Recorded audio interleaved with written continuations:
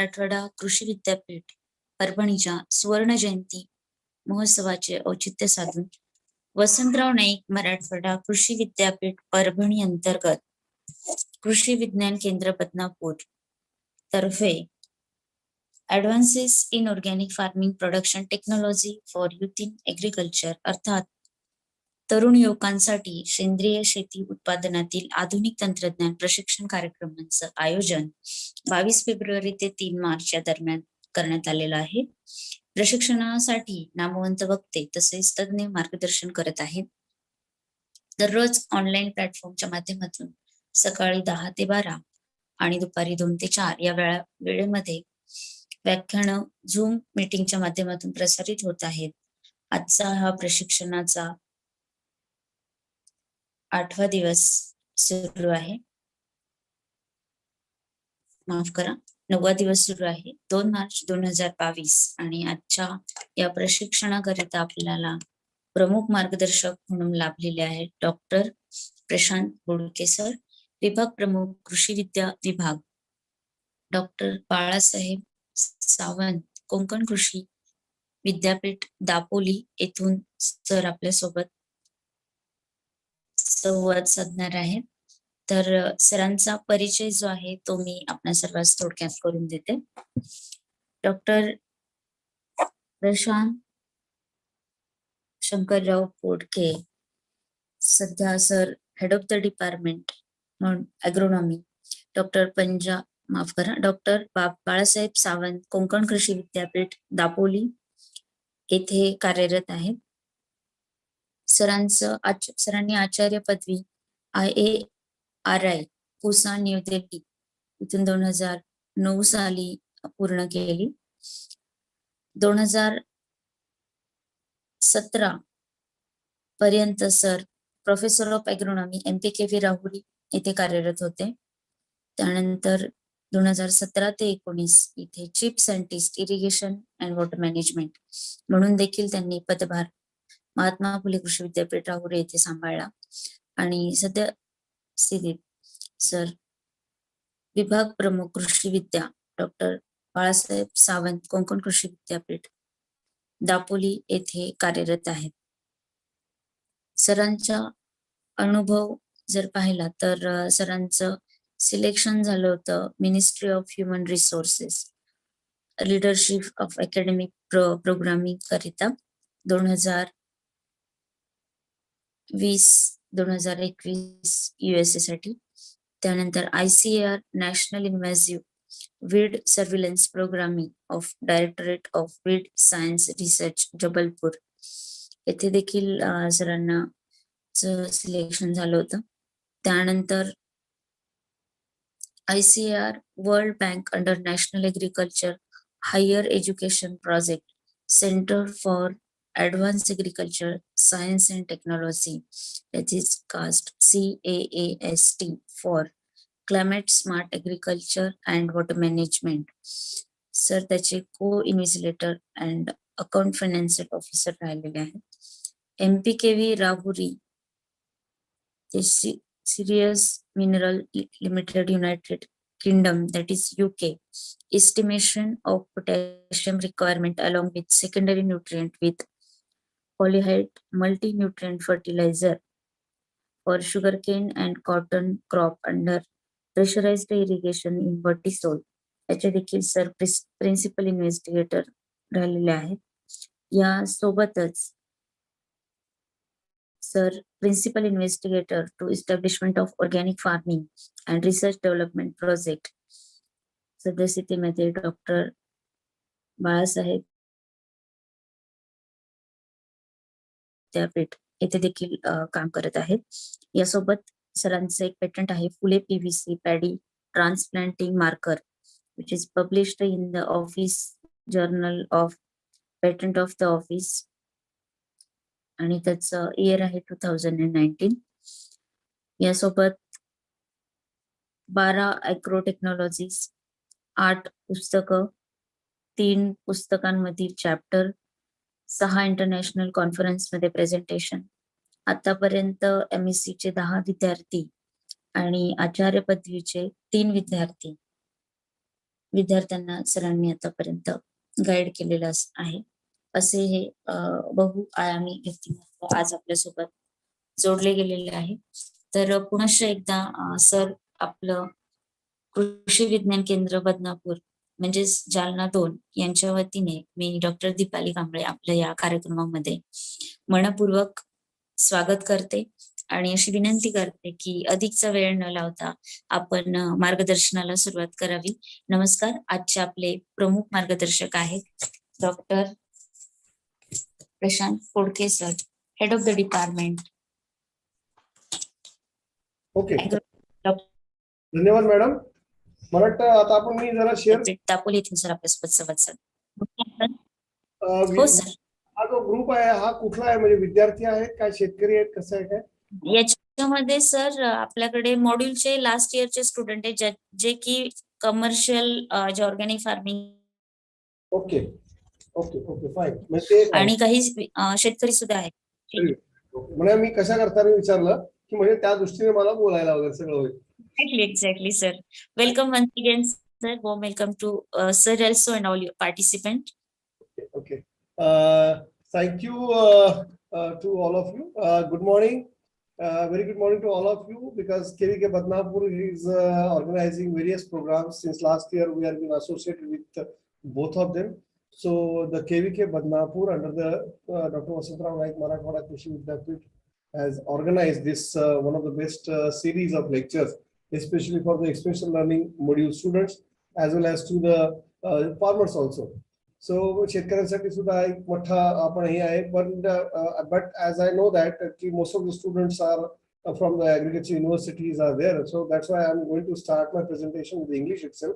But later on we can discuss in Marathi also for the farmers also. तर मग शेतकऱ्यांना समजायला अवघड जाणार नाही अशा पद्धतीने, पण प्रेझेंटेशन इंग्लिश मध्ये ठेवण्याचा मूळ उद्देश विद्यार्थ्यांच्या दृष्टीने, because they are the part of that one.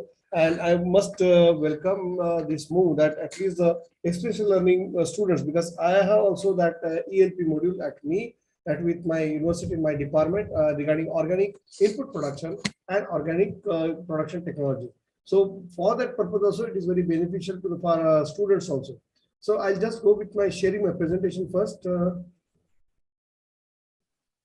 you be able to see my presentation? Yes, sir. Slides are visible.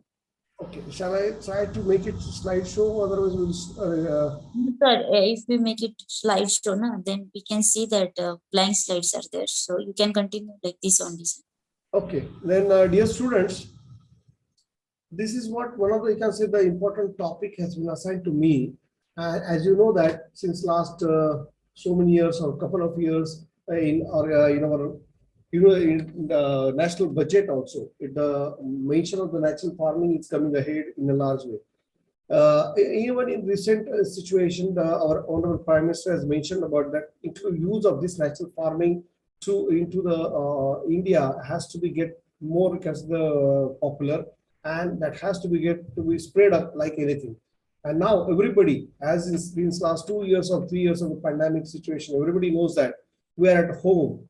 But still, to get an immunity booster, to get a health consciousness, or to get a, the most fitness to our body, everybody is now aware about what we are eating, what we want to eat.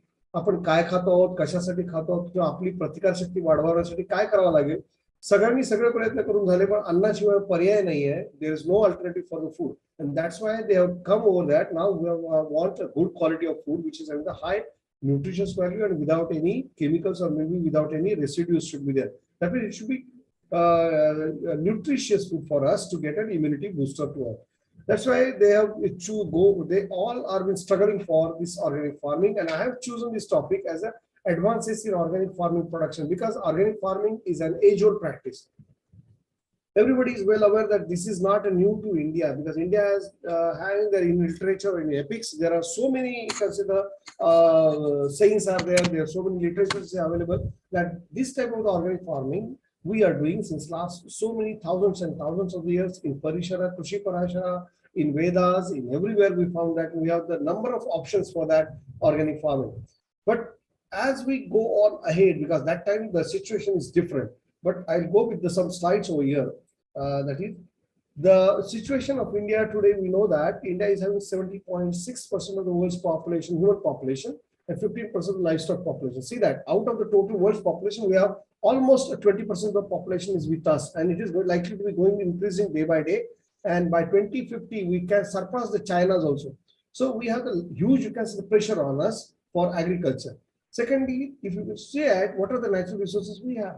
Fortunately, unfortunately, we have only the 4.2% of the world's water with us in India.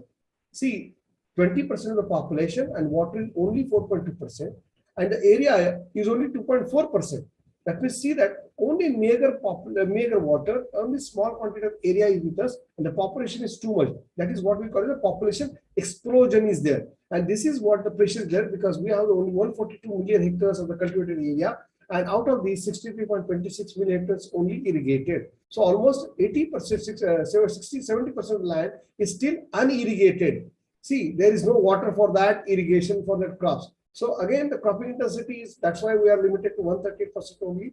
But 52%, or rather I can say why 52%, because previously it was 70% of the population are depending on the agriculture for livelihood. But now due to urbanization and everything, we are shifted to the cities, and that's why it is 52% of the population is now livelihood is on agriculture. And this all agriculture is largely contributing in the India's GDP. This is the basic source for all raw material for any industry, any, you can say, the manufacturers and everything in the country. So we are having the major, you can say, the producer of contributor of the GDP, and we are exporting more than 12%.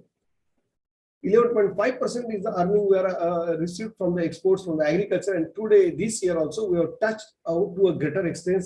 We have touched more than $50 billion of the exports we have done from the agriculture. And that's why our country is largely known as the agrarian country or agriculture-based country. And that's why we have the last, because the pressure on us that we have to produce more from the limited resources from the small.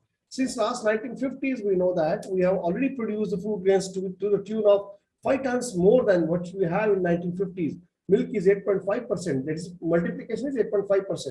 Eggs are 43%, fish is 13%, horticulture crops are 3 times more we have produced.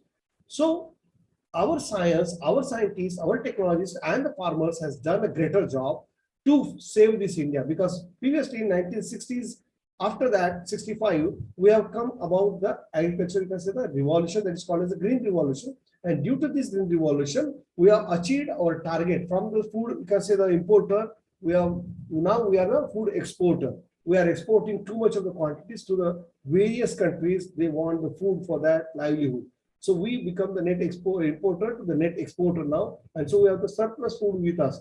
That is the contribution of our all farmers, those who are working hard into the field, and the science of scientists who has developed the technologies, developed the varieties, and they have reached to the farmers' field, and they have done a greater job to make us more, you can say, proud to India. So we are still, this year also, we have produced more than 307 million tons of the food grain production. There is a ever largest production has done this year also. Even in the pandemic also, the farmers are working in the field, and the scientists have also been cooperating them to a large extent. So that's why both of them together has made this successful. But you can see that in 2050s, as the population is rising, as the population is increasing, we have the pressure on us, that is world population increasing to be 9.2 billion by 2050. That is a 37%, you can see the growth will be there from the today's situation. But the food production must increase to feed this population on the same, from the same land, because we have only 1 hectare area. Previously it was 1960, it was 2 people. Now the 4 people, and we have to feed the 5 people in future. So this is the huge pressure. We have to produce 70% more food than what we have today. So that's why we have to see that how best we can cope up this situation. Otherwise, again, we will be in hunger. We will be in, because the bad conditions will be there. But even though in this situation also, if you look at the distribution of the land over there, how the farmers are distributed as per their availability of the land, you can see that out of the total holdings, 85% of the holdings will be with the medium and small farmers. But largely only 1% is, you can say, large proportion is there. That is only the 11% of the area is with the large having the large farmers. But small and medium farmers are more than, you can say, the 90% of the population is largely the small and medium. So this is again in the poor situation that the total productivity load has come to a small and marginal farmer, because if they won't produce anything, even the some of the part is dryland area. So we have to target the dryland areas also, where we're talent technology in such a way that they should have to come with the force that they will produce more and more. So that's why the small farmer is there, resources are limited, population is increasing, the pressure is on the same land that we have to produce more from the small. So per crop, more per drop, more crops should be there. Likewise, there are different kinds of pressures on us. And even though in this situation also, we are facing that there's a huge climate change in Indian agriculture. We are having the uncertainty of the rainfall, we have the uncertainty of, you can say, the production, pace load is increasing, there is losses of soil is there, the crop is there, some at critical stages, at harvesting stages. So this is all because of climate change vagaries, because the pollution has increased into the atmosphere, and that atmosphere causes the ultimate impact to the climate scenario to change. And this climate change in agriculture largely focuses on, if you go to the most independent, they're having the 15 agroclimatic zones has been diverse climates largely, and they covers the 60% of the total net sown area. That means whatever the sown area is available into the country, out of that 60%, that is 80 million hectares, rain-fed, largely dependent on monsoon. So there is a diverse seasons are there, crops and farming system, but rain-fed farming is contributing more than 40% of the food grain production. See, as I have already explained you that the total GDP is more than 15% is contributed by, you can say, our agriculture in GDP. Out of that also 40% from food grain production, 87% from the cereals, core cereals, 85% from the pulses, 70% oilseed, 64% is from the cotton, and 46% from the rice. So there's a close link between the climate and the water resources. If the water is not there, there won't be any kinds of further going to increase the productivity. So there is again in the limited scope for us, because the irrigation is one of the important factors. So doubling the farmer's income, we have to achieve it with some of the technologies which is having to be get associated with the water, or make it the water more available to the farmer. So this is all having the pressure on us, and this is largely dependent that whatever we are producing, the pollution at one side, population is at one side, productivity has to be increased, the population should get the enough food to eat also. We have to see that there is a climate change, soil is degrading, the pollution is increased. So looking to this all situation, we have to cope up our agriculture in such a way that it should be, sustainability should be our goal. Because sustainable agriculture is the production of food, fiber, or maybe other plant and animal products using farming techniques that protect the environment, public health, human communities, and animal welfare.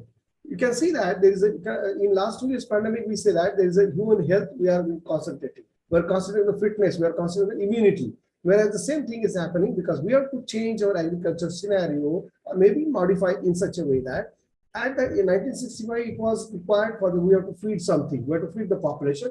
Now we are targeting toward the nutritious production. Nutraceuticals, nutrition should be there, quality should be there, and at the same time we have to maintain the environmental sustainable quality technologies which can save the soil quality, which can save the soil health, which can save the environment, and which can save the human health as well.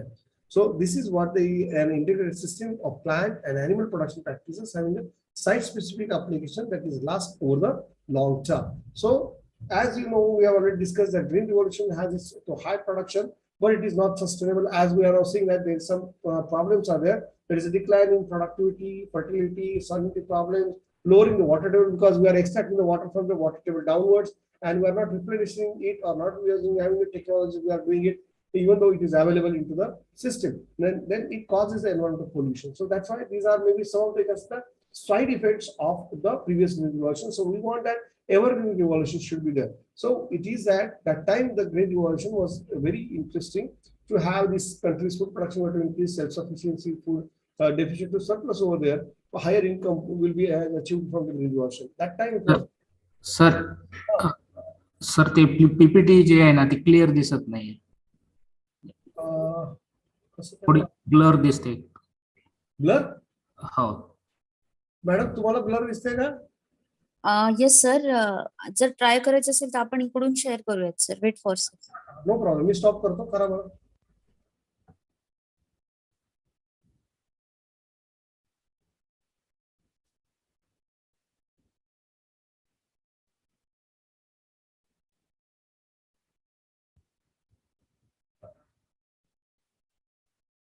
So this is what we can say that in relation to the agriculture scenario in Indian agriculture, because you now facing that after going from the completing your degrees, you might be going to be have some jobs or maybe some higher education over there.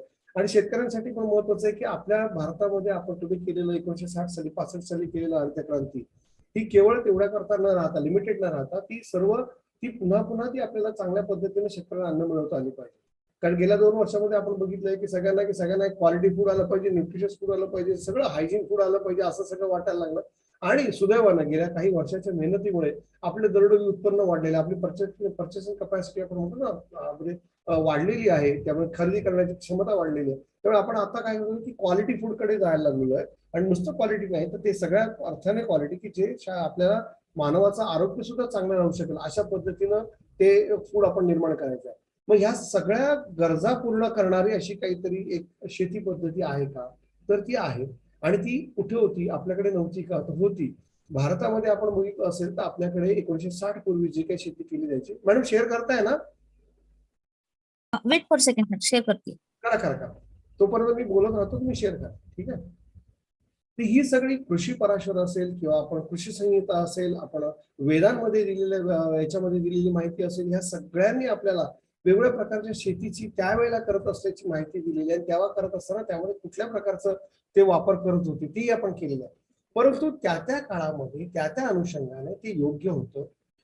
कारण त्यावेळेला असणारं लोकसंख्येचं प्रमाण, त्यावेळेला असणारी जमिनीची उत्पादकता किंवा त्याची सुपीकता, तसेच वातावरणात त्यावेळेला असलेले कमी असलेले आजार, किडी, रोग किंवा त्याच्यावरती कुठल्याही प्रकारचं नसलेलं ताण किंवा त्या शेतकऱ्याला इतकंच उत्पादन केलं पाहिजे असं नसलेलं प्रेशर, पाण्याची उपलब्धता, ह्या सगळ्या गोष्टी मुबलक आणि चांगल्या प्रमाणात होत्या. आणि साहजिकच त्यामुळे आपल्याकडे आपलाही देश, आपण म्हणतो की आपल्या देशातून सोन्याचा धूर निघत होता. म्हणजेच काय की इतकं आपण सुबत्ता होती, सुभिकता होती आणि सफलपणे आपण सगळं चालू होतं. आपण सगळ्यात श्रीमंत असं आपलं त्यावेळेचं होतं. आपली टेक्नॉलॉजी आपण आधुनिक होती. आता जर बघितलं तर आपण जगाला आपण शहरं कशी निर्माण करायची हे जगाला शिकवलं. जगाने त्याचा अभ्यास केला आणि गेलं. हडप्पा आणि मोहनजोदडो संस्कृतीमधून त्यांनी बघितलं. धान्याची कोठारं कशी ठेवायची शिकवलं. परंतु कालांतराने आपण ते विसरलो आणि मग काय झालं की आपण आता परत फॉरेन कंट्रीज मध्ये काय करतात ते बघायला लागलो.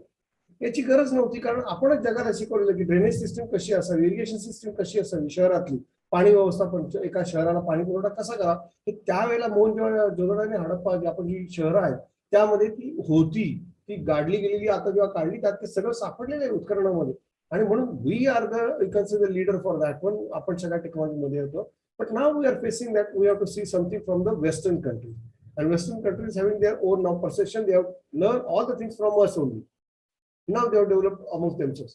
So for this also in agriculture also we are targeted the green revolution just because this is the need of the hour. Our large population was dying or killing because of the starvation. And जे होत होतं famine, Bengal famine was there, some diseases were there on their large scale, and that's why it is killing so many people are not accessing the food. So for that purpose we need to go for that application. And म्हणून आपण आलोय की now we are targeting that. Now we have to go find out that what is the options for that one. And as a youth, as a younger agriculture, my topic was very concerned to you, very related to that.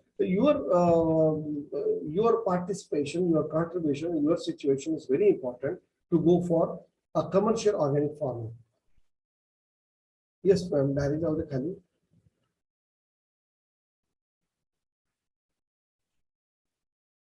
Yes. This slide. Okay. Slide show will.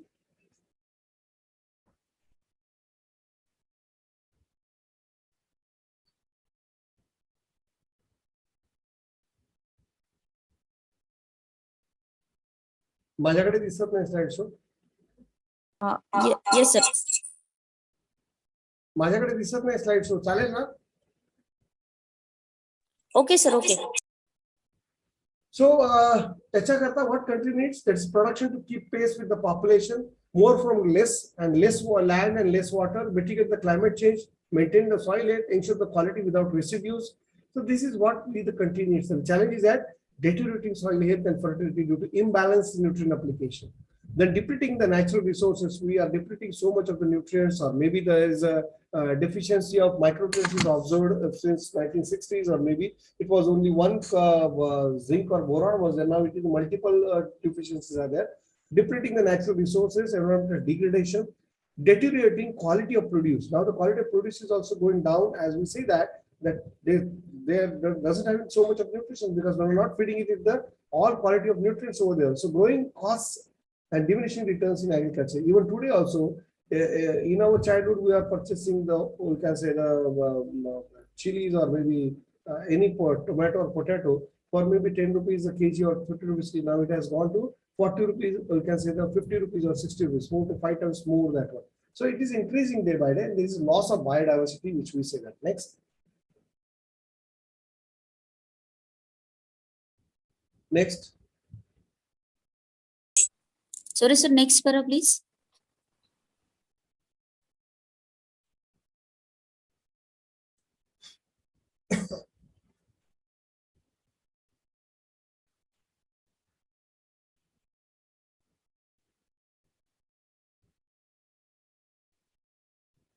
Sorry, sir. Next करा.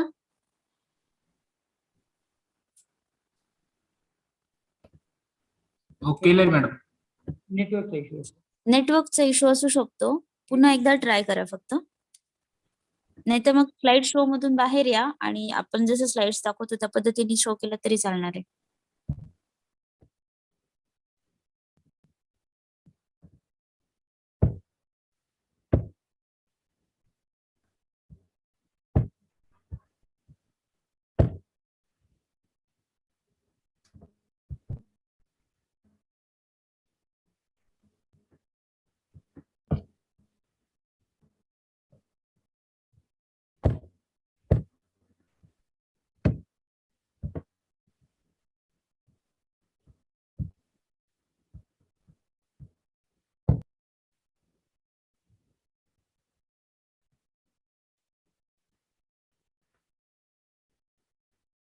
विद्यार्थ्यांना मगाचे slide blur दिसत होते का? विद्यार्थी हो sir, मगाशी जे slides ते blur दिसत होत्या. नाही, विद्यार्थ्यांकडे दिसत होत्या का तुमच्याकडे दिसत होत्या? माझ्याकडे सुद्धा दिसत होत्या. मी थोडं ट्राय केलं पण ते नाही होऊ शकलं. आता ओके सर. अच्छा, okay. So there is a soil health and for future food. So we need that. If you look at the two graphs, you can say that in 1950 there was only one micronutrient deficiency, but in 2025, or maybe in today's situation, we have more than 8 to 9 or 9 molecules, nutrients are being deficient. So this is what we call it as the food rate is increasing, but the deficiency is increasing largely. At the same time, in the early 1970s, when we added the small quantity of fertilizer also, we have achieved the higher yield. But as we are adding more and more fertilizer day by day in today's situation, up to 2020 also, we can see that the fertility or the productivity is declining to a great extent. So that is soil organic carbon and soil's life is badly affected. So resulting in emergency deficiencies and the partial factor productivity is declining and fertilizer use is increasing. So even though applying that fertilizer use too much, but we are not getting the proper yield. Next, the ratio has been changed from 4.2 is to 2, 4 is to 2 is to 1 to 8 to 2.7 is to 1. That is the NPK ratio. That means urea should be 4 times, phosphorus should be 2 times, and potash should be 1 time should be there. Amongst the total, we consider contribution of NPK. But now the urea increase is too much, double, 8.2, double than that one. Phosphorus increased to 7, 2.7 rather than 2. Then it is potash is not increasing too much because it is largely available with our soil. Next.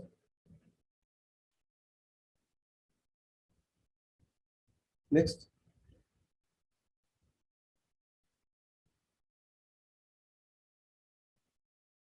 So that's why the whole technology which can relate to all these things and can modify all the system which we are expected to be.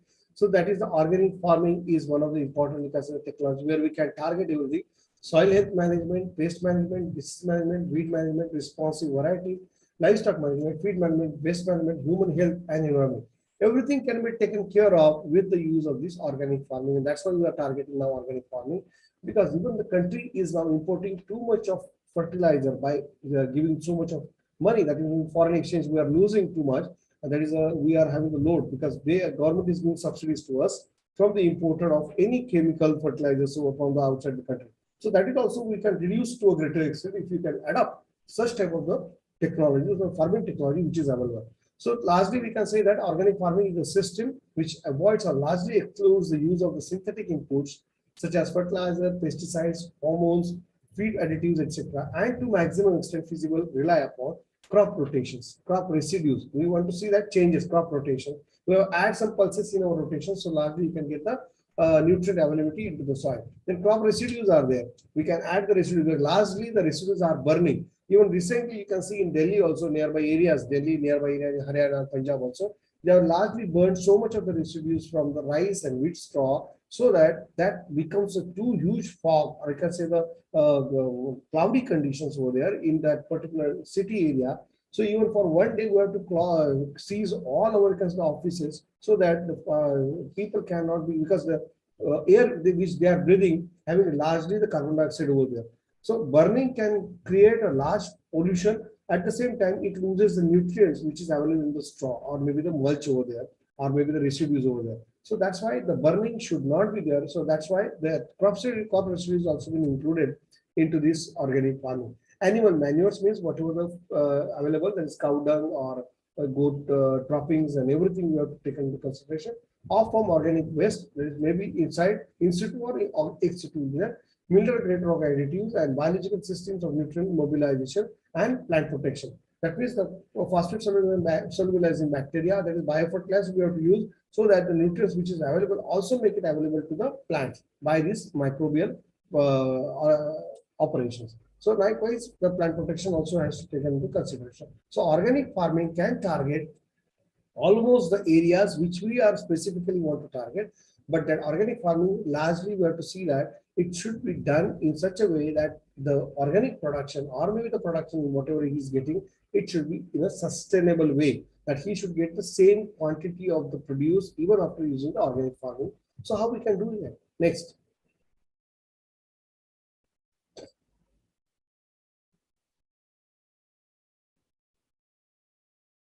So you can see that even today also the world of organic agriculture, because we are seeing the organic farming is better, but almost the 170, now it is 181 countries are now using or doing the organic agriculture. There's more than 50.9 million hectares is certified, that is 1% of the total area available.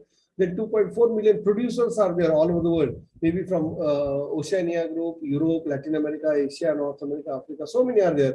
And we are harvesting more than 39.7 million hectares of the wild harvest collection area is for the organic agriculture. So total is 90.66 million hectares is cultivated plus wild forest. So we have so much area is now converting from the modern agriculture to the organic agriculture. Next.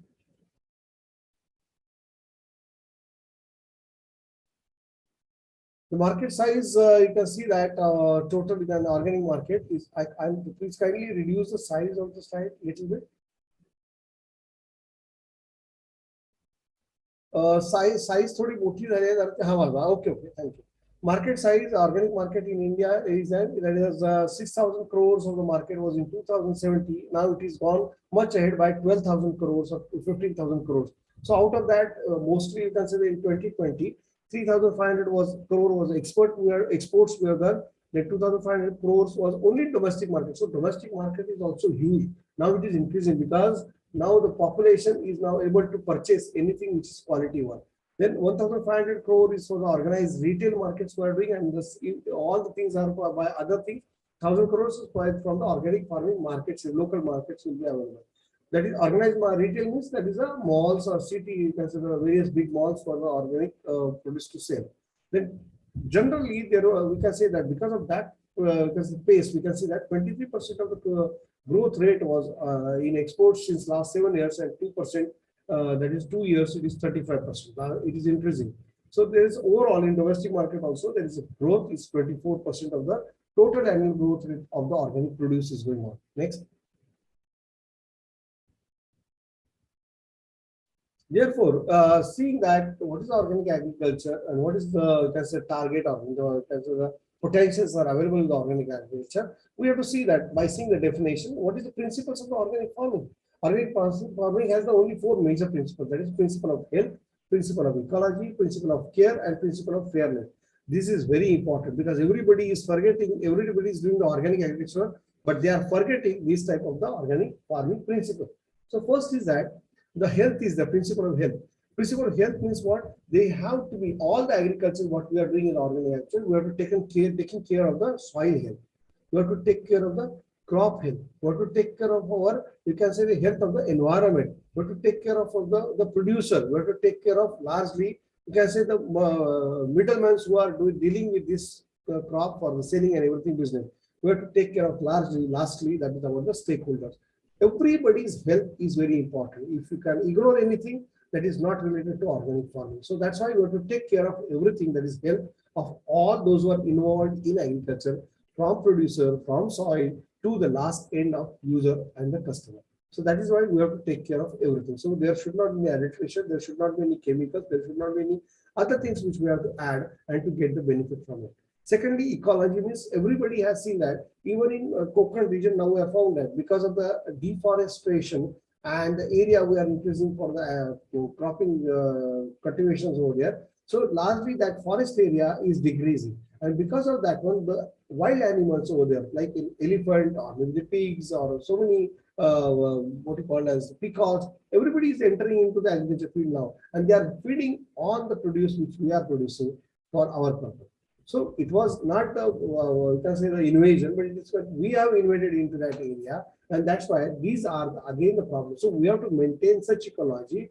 Before deforestation, we have to take care of all the wild animals over there so that they cannot enter and disturb our crop or cropping systems over of the organic farming. So this is what the health, that is the principle of ecology is there. Should not disturb the ecology. That is one thing. Third is the principle of fairness. Nowadays, what happened? No, everybody is dealing with the organic agriculture. You can see that now there are number of, you can say, the companies are coming ahead for growth hormones or hormonal, you can say, the products over there. There's so many organic products are available into the market. They are doing wonderful businesses over there. You are also taking that one. Then we are going to the market. Everybody says that this is organic market. Where is the certification?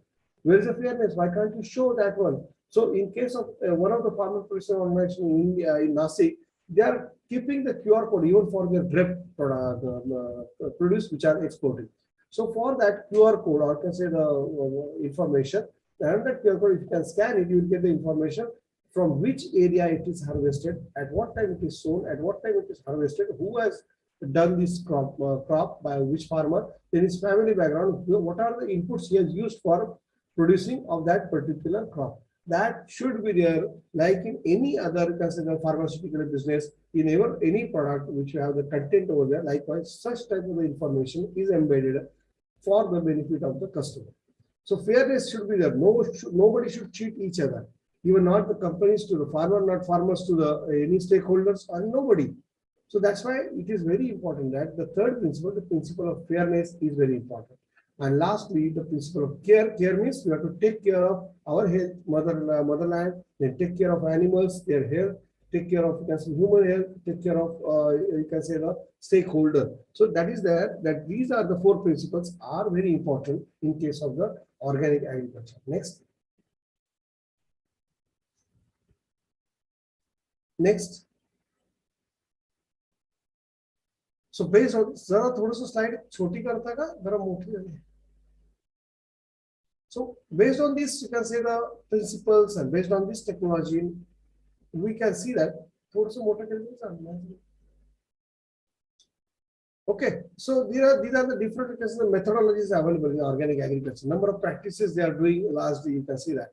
That is, first one is a natural farming, where we can see that it totally eliminates all components of the modern farming. So we don't use the tractors, we don't use the you can say the petrochemicals, we don't use anything for, you can say, the chemicals over there, and we are doing the agriculture. So this is what we can say the natural farming, do nothing approach over there. Then biodynamic agriculture, this is what we can say that very important, because in case of biodynamic agriculture, we have to largely depend on the Vedas or maybe the Rishi Munis, what we have already written in the scripts, and from that cosmic rhythms and the planet, we have to see that. For example, we can say that in case of the Vedas, we say that there are different type of the nakshatras are there. almost there are 27 nakshatras are there, and on that 27 nakshatras we are sowing the different crops based on the various tattva. That is called as the Bhu Tattva, Vayu Tattva, Jala Tattva. Because in Bhu Tattva, when there is a kind of attraction, like yesterday we had Mahashivratri, and in Mahashivratri we have to do some night, we have to do the Jagran, we call it as a we don't have to sleep, and we have to do the meditation for all over the night. Why? On the same day, that especially in February, on this Shivratri, there are large cosmic rays are affecting to the, you can say, the world or maybe the earth, and that rays or that meditation is going to make the more enhance your all internal powers from the body. So that's why we have to go for the Shivaratri, and that is for some meditation or maybe some chantings over there.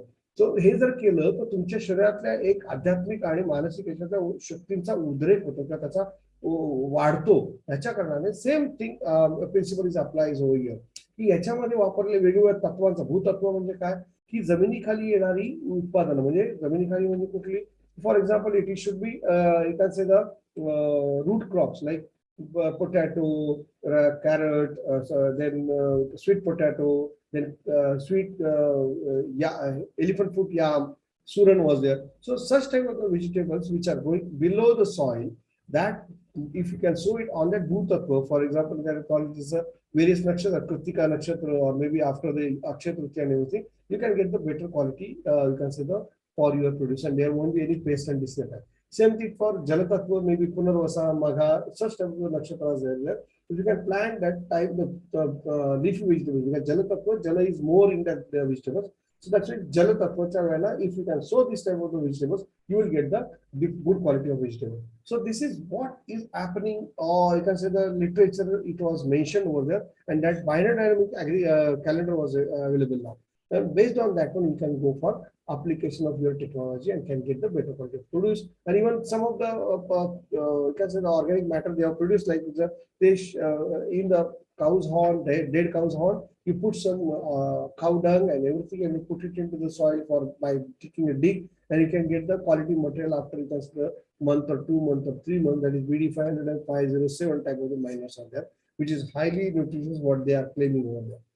Then you can have the Rishi Krishi, that is as per the based on the Rishi Muni, that is Rishi Krishi Tantra is there, which is having the Bija Samskar, Bhumi Samskar, and the Padapa Samskar. Bija Samskar means we have to give some meditation or some treatments we have to do for Bija, that is seed, and then Bhumi means for Amrita Pani we are using, Bija, this is Amrita Pani we are using for Bhumi Samskar, and Padapa Samskar is spraying on the plants with the various organic material, organic extracts over there. So this is what we call as a Rishi Krishi. Nashiko farming is that it is developed by a Parivar, there is Dabolkar sir, and it is largely based on the we have to manage the canopy, we have to manage do the pruning to the plant so that you can get the number of fruits or quality of fruits as per your deciding, or maybe as per your requirement. So it promises the record, the assured yields in a mathematical precision by understanding the plant's geometry. आपण जशी द्राक्षाला छाटणी करतो ना, त्याचं कारण असं आहे की एका स्क्वेअर मीटर मध्ये येणाऱ्या पाण्याच्या विस्तारावरती on that spread of that leave, that one bunch of maybe half kg or maybe 1 kg will produce easily by maintaining that canopy. Instead of large canopies, we are pruning it. Pruning technology is there. So likewise, we have used in the bottle gourd, and we are cutting the that is a vineyard for 3 cuttings are there. That is first G as at 6 leaves, then again at the 6 leaves, because it is spreading in two halves. So again the two branches were cut down at the 6, that is a 18. And after that one, whatever the branch is there, it is ultimately going to be yield into a female flower only. And that female flower means it's a yield of that particular bottle gourd. So this type of the technology which we are using in Nashiko farming. Agnihotra means we have to do the in morning and evening. The Agnihotra mantra is there, and that we have to do in the early sunrise, at the time of sunrise, at the time of sunset. And because of that chanting, the whole environment will be get, you can say, the holy one or pious one, and which directly affecting that on bacteria or bad bacteria, what they claim. And even the ash, after that Agnihotra, we have to utilize into the for the spraying or maybe for crop production itself. Then there is a Panchagavya. Panchagavya is there. Just wait a minute. Madam, lecture चालू आहे. येतो मी 11:30 ला. येतो. But then in case of this one, Panchagavya, that means whatever the output is getting from a cow, Gavya means guy, that is the milk, curd, ghee, then urine, then cow dung, all these things we have to use for the nutrition as well as for the plant protection of the any crop. So this is all basically the theories are there. These are the, you can say, the sayings from the literatures are there. This is what the practices they are following in the old, you can say, the agriculture over there. So, but looking to the present situation, we have to see that how this all can be get benefited or can be get accommodated in our today's organic agriculture. These all are best practices. This is not the bad practices, but in that situation, it was very unique. That was very important for that time. But now that these technologies is not being sufficient to produce that much of the production which we are targeting. So that's why we have to couple of these things or integrate our organic, scientific organic farming with this farming and boost the yields. And we have done a number of experiments at our organic farming research station, and we are developing like anything. So we are getting the very, very good results. So you can see it in the next slides also. Next.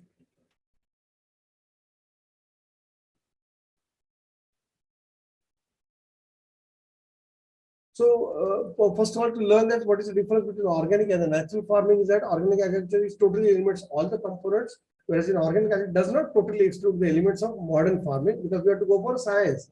Scientific holding is there. Only the organic we are using, but based on the scientific requirement. Here is do nothing approach where it's a soil building program we have to do. That means we are increasing the soil nutrition, soil quality. मातृच्या आपण जमिनीची काळजी घेणे, जमिनीचा आपण संपृक्तता, सुपीकता आणि उत्पादकता वाढवण्यासाठी लागणाऱ्या विविध गोष्टींचा वापर करणे.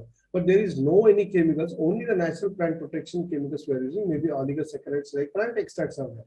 So essential principles of the organic natural farming is that no cultivation, no chemical fertilizer, no weeding, no plant protection.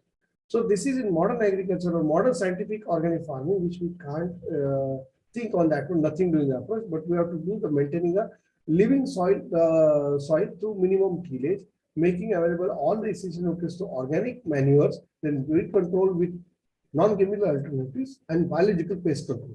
So all these things we are doing it with the organic farming. So practically speaking, natural farming is not a bad, but to certain extent in today's situation, we have to couple up or maybe combine with the new organic farming technologies or principles. Next. You can go ahead. Next. So the objectives of the organic farming, what? First objective is to produce the food with a high nutritional quality.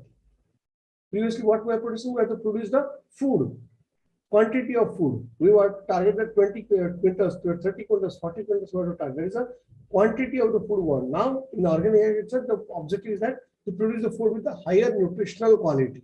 It should have a higher nutrition. So it can be having the NPK, microorganisms, and so many vitamins and proteins, and should be there. So work with the natural system. So we don't want to use any chemicals. Maintain and increase the soil fertility. As we already mentioned that we have to do the soil building program, soil fertility program, soil enhancing program. So that's why we have to maintain and increase the soil fertility. Fourth one is to use renewable resources as far as possible.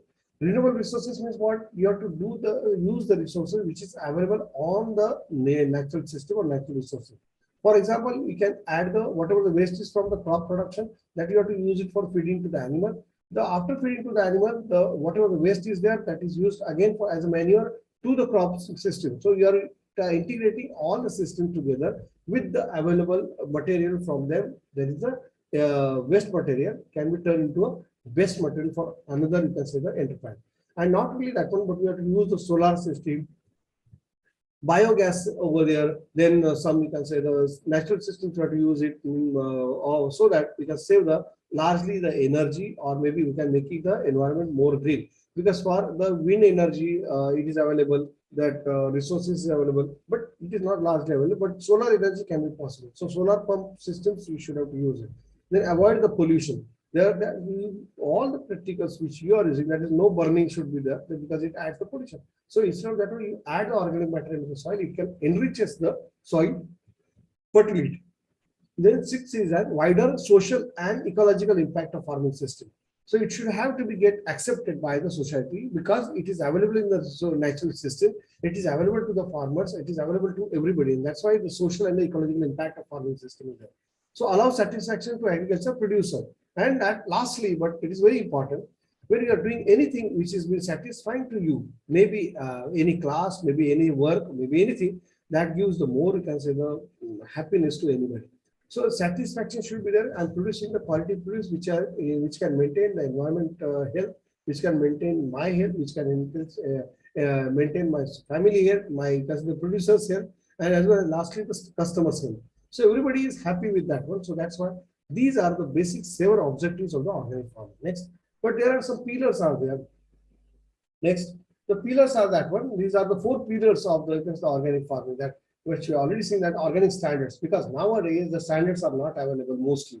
Largely, whatever the material which we are producing, maybe for vermicompost, nobody claims that what should be the content of that one, because that depends on the material which we are feeding to that worms, earthworm. So on that basis, it is changing. So combination we have to decide, completion whether the standard should be there. Which extract is coming, neem mark is there. But what is the quantity? What is the percentage should be there? What is the neem oil should be there in that particular quantity? Neem mark. So likewise, there are number of chemical, number of botanicals are available, extracts are available, so many options are available. But the standards we have not been still finalized so far. So this is very important that organic standards should be there. Then technology packages. Now university has gone much ahead. They have produced so many technologies for the organic farming. Now it is already with us for any crop. We can say that of the region, maybe in Marathwada, they have their own technology packages.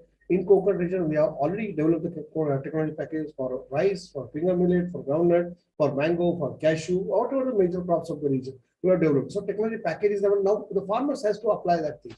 They have to take all the technology packages with them. Certification and regulatory mechanism, this is one of the important pillar of the organic farming.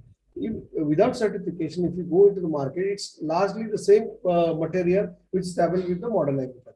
So now we want that how we can differentiate. For example, ISI mark and non-ISI mark, the grades are there. So you are believing on the ISI mark. If you go to the market, if you want to purchase any mobile, first you are asking for the any Apple one. If it is not in your capacity to purchase, you go for the some Samsung one. If it is not, again you go for the Vivo like this one. But there are standards are there. Vivo will be available with that capacity. But in case of the material in organic farming, whatever the produce is there, it should have some standards over there. It should have the certification from some agencies, regulatory mechanism, so that they can maintain, and we can rest assured that this material which we are purchasing from the market, retail market, having the standards or maybe the certification. So we have to rely upon. So likewise, the certification is one of the important pillar of the organic farming. And lastly, market network, unless and until, because everybody says that if you are producing anything, but you are not targeting the market, what is the use of that one? It will remain as it is. It has to be piled up. You have to sell anything. So market should be there. So that's why we have to do the for market research and then go for the production. विकेल ते पिकेल हे आपल्या शासनाचं महाराष्ट्र शासनाचं जे धोरण आहे ते याच्यामध्ये तुम्हाला मार्केट नेटवर्क तुम्ही डेव्हलप करायला पाहिजे आणि त्याच्या अनुषंगाने जे विकेल ते पिकवा जे रिक्वायरमेंट आहे ती तुम्ही प्रोड्यूस करा आणि ते कुठल्या क्वालिटीचं पाहिजे तुम्ही त्या क्वालिटीचं बनवा. So likewise, the market is changing now, and farmers has to look upon it in a very serious way. Next, amongst the various, you can say, the organic farming practices, we have to go next. Yes. So this is one of the important, you can say, the part of the previous one. This is one of the important part of the, you can say, the organic farming.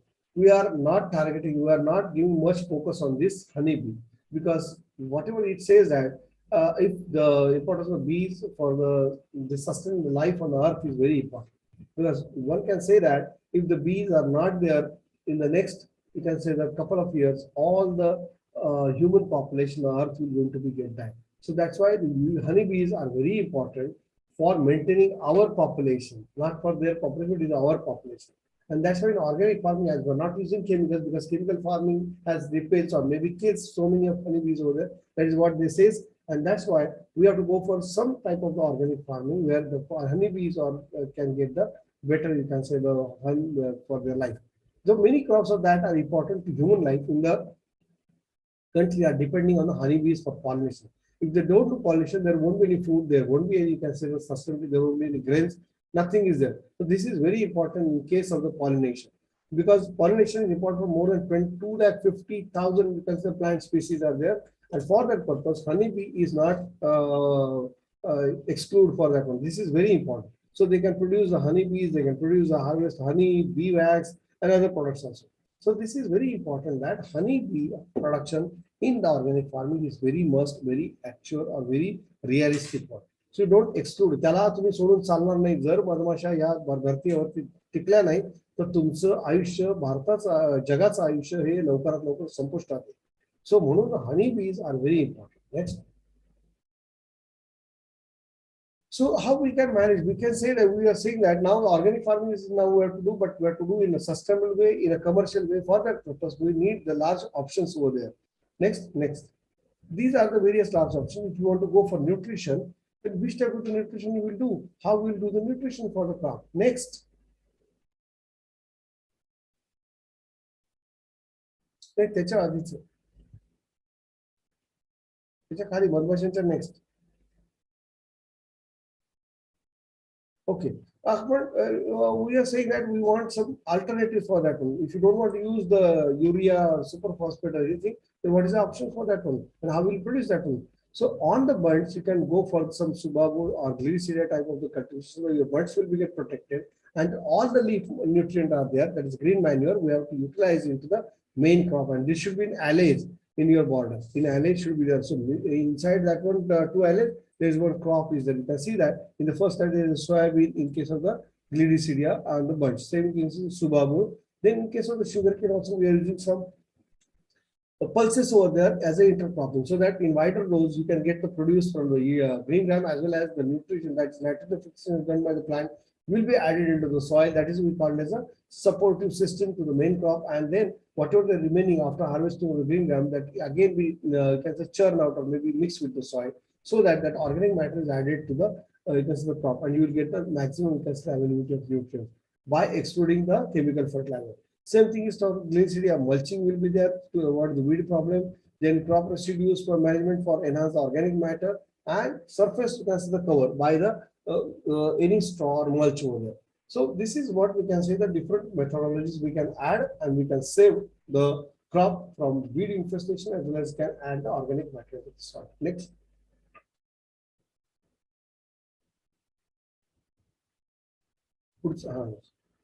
So this is what we can say, the different options around black gram, chickpea cluster. त्याच्यात किती nitrogen fix केलं होतं, म्हणजे एवढे आपल्याकडे options आहेत की जवळजवळ 119 ते 140 किलो नायट्रो हा केवळ उडदामुळे साडला जातो. हरभऱ्यामुळे 23 ते 93 किलो नत्र प्रति हेक्टरी आपला पुन्हा रिस्टोर केला जातो हवेतला.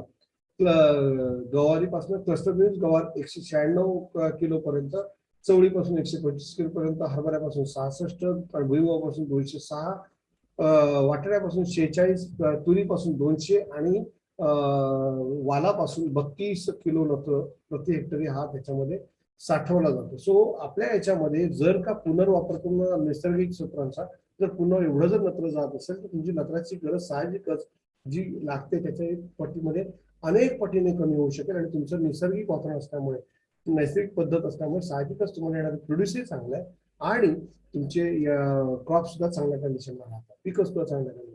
सो याच्याकरता आपल्याला सेंद्रिय पद्धतीनंच जाणं गरजेचं आहे की जेणेकरून ते परत पुनर्वापर होऊ शकतो. Next.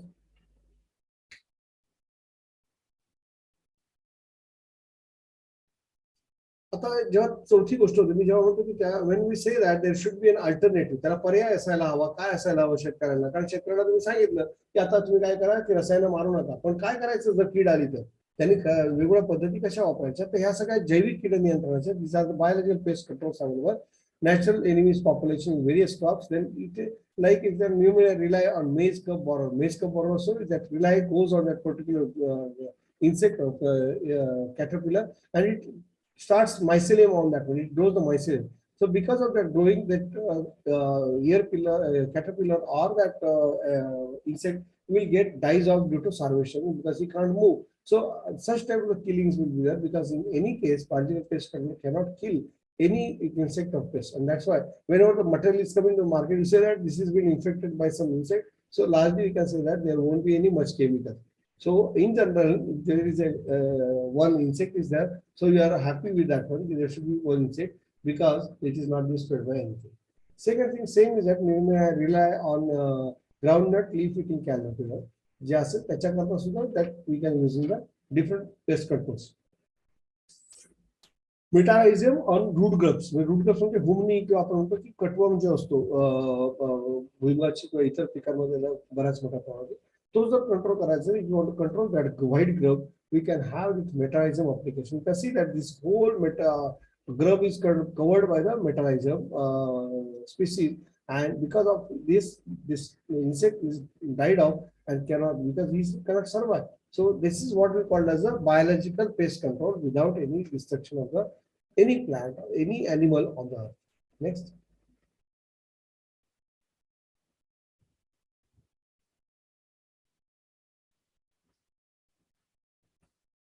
So you have the nutrient options over with us. You have the plant protection option with us. Then you have the how to go for ahead with the different of the principles are in organic farming. But all these are targeting that there should be any subsistence farming should not be there. Organic farming should be sustainable, should be commercially viable, because these are the practices, biological control, I can say methodology, or maybe biofertilizer production technology.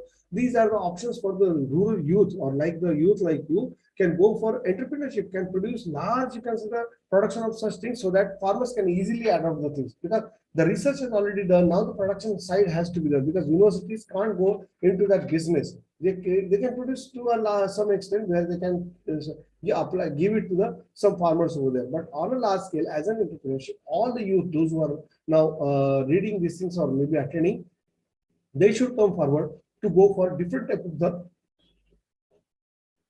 material which is available with them. So likewise, there is a major products which were produced in India for organic farming are this one, commodities like tea, coffee, paddy, wheat, and sugarcane, which were expecting also spices, pulses, fruits, vegetables. You can say mango, banana, pineapple, orange, cashew, and walnut. Oilseeds like mustard, sesame, castor, and sunflower, and others are this one. There is a herbal extracts and cotton crop we are developing, and we are sending it for the export also. So these are, we can say, the major organic, because they are highly produced, high premium price they can get it for such type of crop. So that's why this is included in organic farming by the farmers to get a major benefit from that. Next.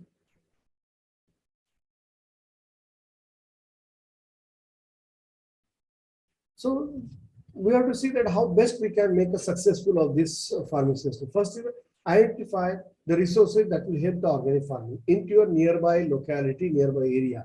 If the neem plant is not available in your region, like in Konkan region, we are not wasted our energy to produce the neem.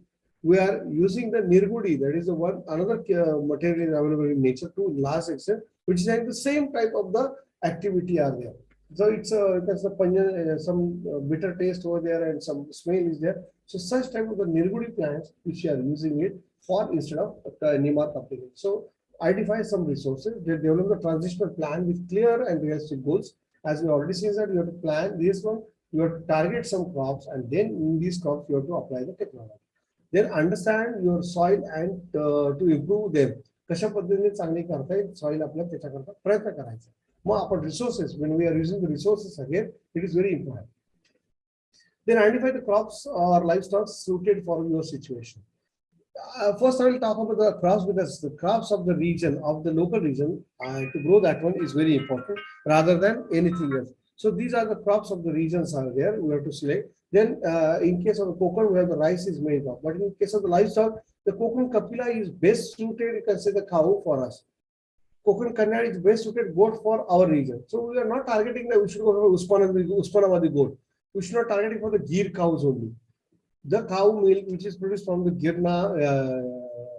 Gir guy or maybe Kapila guy, the quality of the milk is same. There won't be any change of the quality. So take the local cows in the confidence, try to make them more productive by using some process over there, by feeding them properly, or maybe anything else over there. Then you have to, the university should do some program for that, developing the yield quality of that particular breed over there. Not to include the ghee into our system, because the local cows or local material, which is very important for the organic farm. Then design the good crop rotations, then identify the challenges and methods of plant and insect and pest control, then be ready to conduct your own farm trials and understanding the need for good transitional and marketing plans, marketing plans. So you would see that from identifying the resources till the marketing, we have to take into consideration all the factors for sustainability. This is successful organic farming and for sustainability. Next.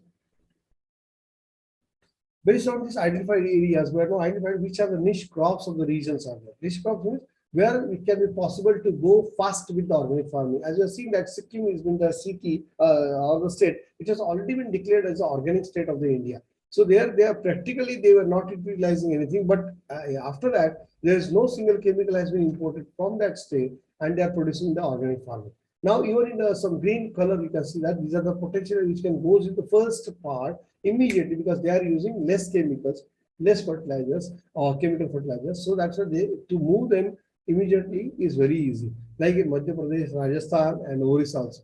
But in case of Maharashtra and Chhattisgarh, they are using huge chemicals. Even in Punjab also, large chemicals are there up to Kashmir and Punjab over there. So likewise, these states can be taken into the second tier system or the next stage towards the organic agriculture. So Tamil Nadu, Kerala, Andhra Pradesh, West Bengal are still having the because the least because of the target not in the first phase, but is in the third or second phase because they have to cut down their original requirement of the fertilizer through this organic material. Next. So food security is none of the mainly that is go for security or safety or sovereignty. It is availability, good quality food and everything. So we are targeting that this food security will be available with the organic farming only by going the commercial way. So we are targeting that how we can go for commercial way by producing all the availability material, making available to the farmers, by making them the nutrient available, making them the plant protection material available, by making them all the plant growth material that is naturally occurring from the resources without any chemical. There is an alternative. If you can show that alternative, farmers will go for that one. Yesterday also I had lecture on organic farming. We have seen that farmers are asking that your scientific farming are doing better things. Only thing is that there are a number of chavos are there, number of confusions are there. Somebody is saying zero budget farming, somebody is saying natural farming, somebody says organic farming, somebody says yogic farming, natural farming, everything. All are good. Nothing is bad. Only thing is that for today's situation, to get the food security, food availability, we need to go for commercial organic farming because that is based on all the scientific evidences, scientific data, and scientific approaches should be there. For feeding the population of, you can say this 130 million people, we have to go for some production of this thing. If you go for directly organic farming, we can lose the yields and we can again become a beggar. We can again have to search for the food for the outside country. So that we have to go it very, you can say by scrutiny or maybe scalability, how best we can go for that all organic farming. Next is that one. That's how you have developed one acre farming model. Next, farming system model of organic farming only, so that we can one farmer can rely on that one and can enhance their yields or maybe through the organic farming only. So how this model will be there? Next. The model will be like this one, that 15 guntas are for the agronomic crops or maybe cereal, pulses, oilseeds, everything. 18 guntas is for the horticulture crops where you can go for the like mango, cashew in our area and some vegetables like this one model of that one. 5 guntas are for the animal husbandry, some infrastructure and everything, and 2 guntas are for the water bodies. It's water storage structure should be there. So that get benefit to us. Next.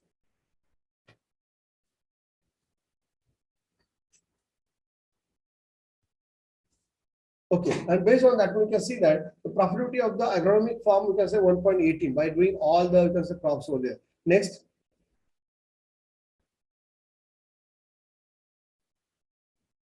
This is horticulture crops, intercrops and some solanaceous crops or tubers. Tubers is also important. We have taken in our area because this is important. Okay, next. This is a 2.08. That is the target area that we have received from the horticulture. If you go with next, animal husbandry, if you can add it, we can get the 1.78. So almost with the all, we can say the inputs or maybe all the contributions from the all components, we can get the better quality or better yield. Next.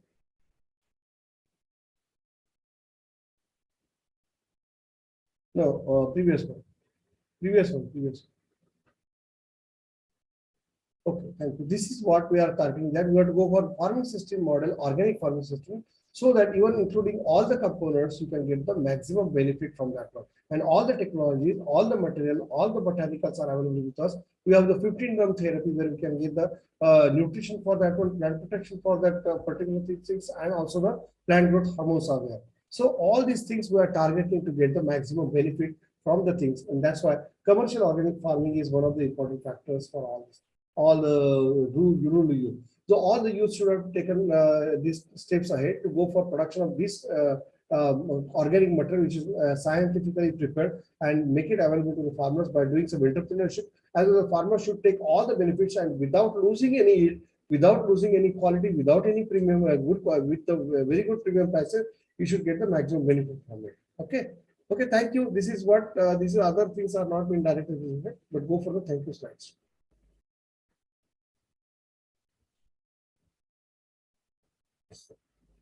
Thank you very much, ma'am.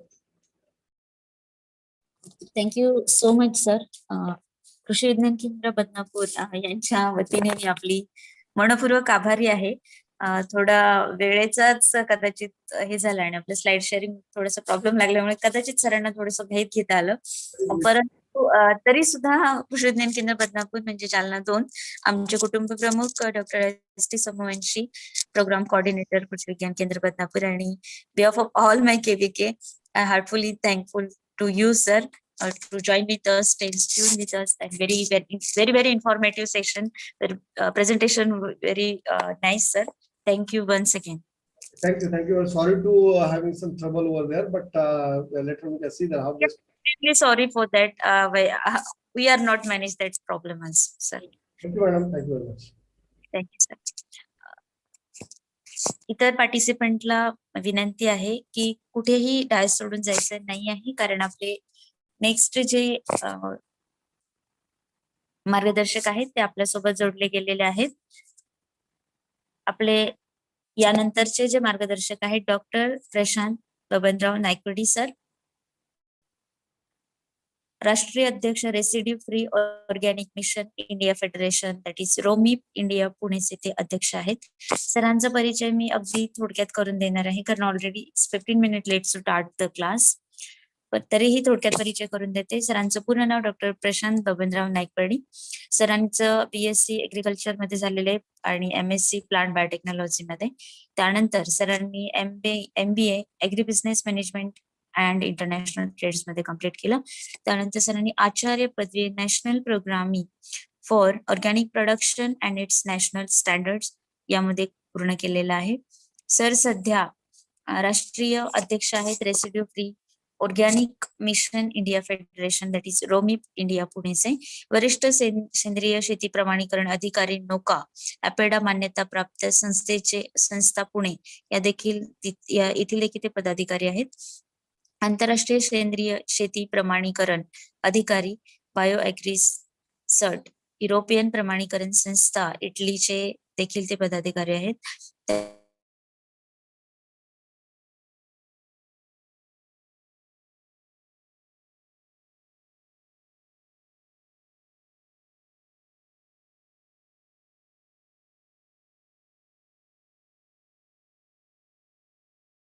सोबतच सरांचे सकाळ येथे म्हणजे जो paper आहे आपल्या newspaper त्याच्यामध्ये देखील सरांचं लेखन असतं. तांत्रिक सल्लागार म्हणून Maha organic and residue free farmers association मोर्फाचे देखील सर पदाधिकारी आहेत. यासोबत कृषी पदवीधर संघटना महाराष्ट्र राज्य पुणे याचे सर संचालक आहेत. यासोबत सरांचे तांत्रिक दृष्टिकोनातून सेंद्रिय शेती मानके आणि प्रमाणीकरण अशी पुस्तकं देखील सेंद्रिय शेतीची प्रसिद्ध आहेत. सेंद्रिय शेतीसाठी सहभाग हमी पद्धती या पुस्तकाचा मूळ इंग्रजी भाषेतून मराठी सुलभ भाषेत अनुवाद व लिखाण देखील केलेलं आहे. यासोबत ॲग्रोवन मध्ये सरांचे दैनिक लेख देखील असतात. आजपर्यंत सरांना जवळजवळ 16 पेक्षा अधिक पुरस्कार मिळालेले आहेत. त्यापैकी मी काही इथे नमूद करते. राष्ट्रीय कृषी पत्रकार संघाचा अनाज इंडिया कृषी क्षेत्रातील राष्ट्रीय कृषी सेवा पुरस्कार 2019. त्यानंतर सह्याद्री दूरदर्शन वाहिनीचा दूरदर्शन सह्याद्री कृषी सन्मान पुरस्कार 2019. प्रसार भारती केंद्रीय कृषी मंत्रालयातर्फे मिळालेला आहे. स्वर्गवासी यशवंतराव चव्हाण राज्य वाङ्मय पुरस्कार योजनेअंतर्गत मराठी साहित्य संस्कृती मंडळ मराठी भाषा विभाग महाराष्ट्र शासन यांच्यातर्फे दिला जाणारा स्वर्गवासी वसंतराव नाईक कृषी वाङ्मय पुरस्कार 2016. त्यानंतर तांत्रिक दृष्टिकोनातून सेंद्रिय शेती या त्यांच्या पुस्तकामच राज्यस्तरीय ज.रा. कदम हा कृषी विषयक साहित्यासाठीचा पुरस्कार देखील सरांना मिळालेला आहे. श्री स्वामी समर्थ सेवा व आध्यात्मिक विकास मार्ग दिंडोरी यांच्यातर्फे कृषी माऊली पुरस्कार, राज्यस्तरीय कृषीभूषण पुरस्कार, कृषीथॉन विशेष गौरव पुरस्कार, राज्यस्तरीय विशेष कृषी सेवक सन्मान पुरस्कार, ॲग्रो कृषी केअर कृषी प्रेरणा पुरस्कार, केदारबाई भूषण पुरस्कार 2018, agri organics research foundation Nashik यांचा जॉर्ज वॉशिंग्टन कार्व्हर पुरस्कार, त्यानंतर राज्यस्तरीय युवा प्रताप पुरस्कार, उत्कृष्ट सेंद्रिय रत्न संशोधक पुरस्कार, त्यानंतर मराठी कृषी साहित्याचा पुरस्कार 2016 आणि 17 आणि पूर्वा कृषी दूत 2015चा उत्कृष्ट लिखाण पुरस्कार. हे झाले भारतातले. यासोबतच आंतरराष्ट्रीय स्तरावर देखील सरांचं काम वाखाणण्याजोगं आहे. यामध्ये बायो ॲग्रिसर्ट युरोपियन प्रमाणीकरण संस्था नोका यांच्या वतीनं नेपाळ, बांगलादेश, इटली इत्यादी देशात आंतरराष्ट्रीय सेंद्रिय शेती प्रमाणीकरण अधिकारी म्हणून बहुतांश प्रोजेक्टचे ते प्रमाणीकरण सरांनी केलेलं आहे. 24 फेब्रुवारी 2016 रोजी थायलंड देशातील बँकॉक येथील कॅसरसट या आंतरराष्ट्रीय कृषी विद्यापीठामध्ये पदव्युत्तर विद्यार्थ्यांसाठी सेंद्रिय शेती व जागतिक बाजारपेठ that is organic farming and international trade या विषयावर सरांचं मार्गदर्शन झालेलं आहे. IFOM international federation of organic agriculture movement आयोजित बायो बॅच विनानेस फेब्रुवारी 2011 आयोजित जागतिक सेंद्रिय शेती परिषदेला देखील सरांनी भारताचं प्रतिनिधित्व केलेलं आहे. इंटरनॅशनल ऑर्गॅनिक इन्स्पेक्टर म्हणून देखील सरांनी यशस्वीरित्या काम पाहिलेलं आहे.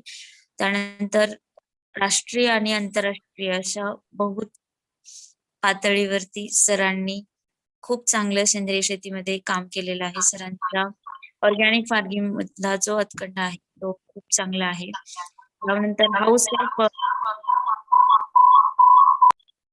हाऊस ऑफ राजकारणीकरण कृषी मंत्रालय, मनुष्यबळ विकास मंत्रालय व कृषी विद्यापीठ यांच्या संयुक्त विद्यमानाने international agro trade and investment exhibition conference 2017 या कार्यक्रमामध्ये डॉक्टर प्रशांत नाईकवाडी यांचे तेथील हाऊस ऑफ राजकारणीकरण यांच्या निमंत्रणावरून भारत देशाचे प्रतिनिधित्व म्हणून organic certification and international regulation या विषयावरती सरांनी व्याख्यान दिलं होतं. त्यानंतर नेपाळ राष्ट्रीय टेलिव्हिजन दॅट इज NTV या वाहिनीकरिता what should be organic policy of Nepal country and current scenario यामध्ये देखील सरांची मुलाखत घेतली आहे. असे हे बहुआयामी अष्टपैलू व्यक्तिमत्व आज आपल्यासोबत जोडले गेलेलं आहे. तर कृषी विज्ञान केंद्र बदनापूर यांच्यातर्फे मी डॉक्टर दीपाली कांबळे आपल्या कार्यक्रमात आपण आपल्या मार्गदर्शनाला सुरुवात करावी अशी विनंती करते.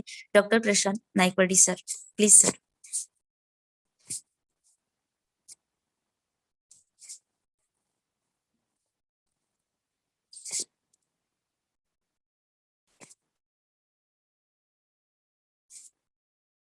As you are co-host now, sir, so you can share your PPT.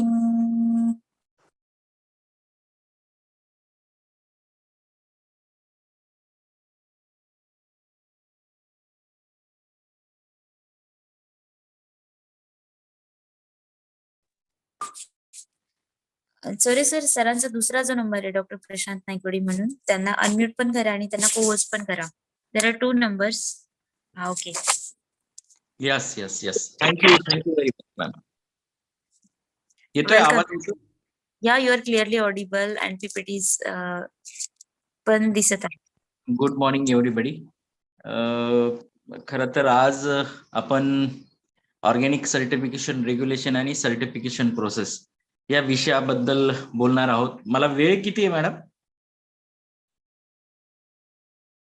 Hello sir तुम्ही बोलू शकतात, कारण तुमचं टायमिंग बघा, म्हणजे तुम्हाला कुठेतरी टूर पण आहे असं म्हणत होतात. हो तर हो already it's 25 minutes late, so you can take 25 minutes more on that okay on that. okay. I try my best to complete whole portion within the time. So let's start. First most important part is in organic certification system is what is meant by organic certification. The organic certification is a certification process for producer of organic food and other organic agriculture products. General any business directly involved in the food for keep its organic integrity of products, in which the chain of custody of organic raw and processed production can be identified, including seed supplier, farmers, food processor, and retailers. A lesser known counterpart is certification for organic textile, means organic clothing. That includes certification of textile product made from organically grown fibers. Actually, the certification system is nothing but to traceability whole chain of custody in organic organic growing program. So the requirement vary from country to country. The generally involve a set of production standard for growing, storage, processing, package, and shipping, in which includes avoidance of synthetic chemical inputs. Means you could not able to use chemical fertilizer, chemical pesticide, chemical antibiotics, chemical food additives, irradiation, and use of sewage sludge also. Then second most important part in certification that you should avoid of genetical modified seeds, means BT seed. You could not able to grown BT seed in organic certification program. Then third one is use of farmland that has been free from prohibited chemical inputs for a number of years. So for the number of years means at least 3 years or more. Then fourth most important part include in organic certification that livestock in livestock adhering to specific requirement for feed, housing, and breeding. Then keeping details, writing production and sale records, means audit trail. Then maintaining strict physical separation of organic products from non-certified products. And last but not least is undergoing periodic on-site inspection. So the inspection is most important part, including in certification procedure. Actually, in some countries, certification is overseen by the government, and commercial use of the terms organic is legally restricted. Certified organic producers are also subject to the same agriculture, food safety, and other government regulations that apply to non-certified producer. So actually, the in our course we have to go through this PPT. So what is mean by standard? So standard is defining production method, not the product quality. So in organic standard also you have to define the production method, how to grow organic food, how to use fertilization, how to use pesticide, what conditions should maintain on organic farm. These all are including in the standard standards. So the standard is production method, not product quality. Standard is minimum required, not best practices. So if your passing criteria is 35%, so the 35% is a standard for passing, not best mark. So you have to go 85 or 90% is your best. So the quality and standard both are very different. So the minimum requirement is standard and the best practices is quality. So the minimum requirement is including in standard, so you should maintain this minimum required, and best practices goes in the quality. Then standard is continuously developed and dynamic. So it is continuously developing process, means it is highly associated with international standards, so updating as per the regulation of government regulations of uh, uh, United States Department of Agriculture. So it is continuously developed method. Standard is international and national. So international standard ISO 69, ISO 65 standard is international standard, and ISI is our national standard, Indian Standard Institute. Mm, like that, in organic agriculture, uh, near about 85 countries their own national organic certification program.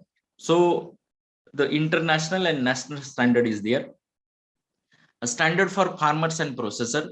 So who whose are going to do organic farming. So standard for farmers to do organic farming, and processor also to who process over the organic products.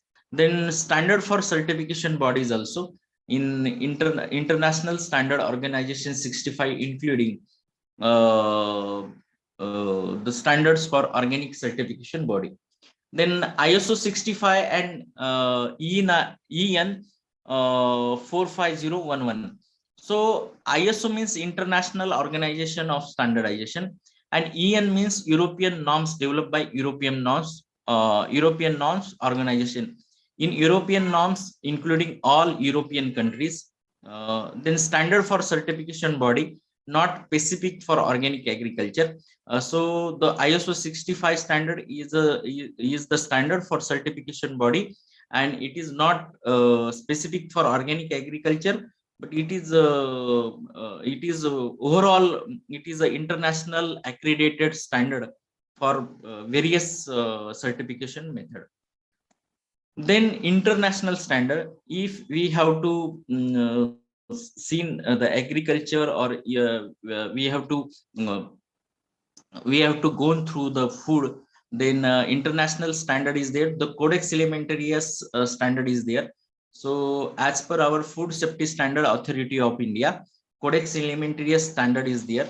The Codex Alimentarius standard is associated with food and food allied products. Then EU regulations, EU regulation 2092 and 91 is associated with organic farming in European countries. So the European regulations is associated with whole European countries. They are making their EU regulation for whole countries. Then ISO 65 standard, International Standard Organization 65 standard is associated with the certification body accreditation on international level.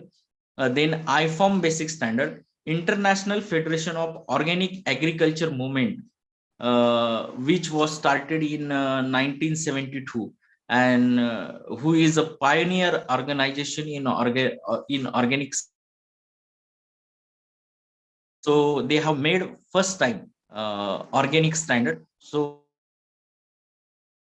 organic standard. So IFORM basic standard is there. Then NOP USDA standard. So in whole world,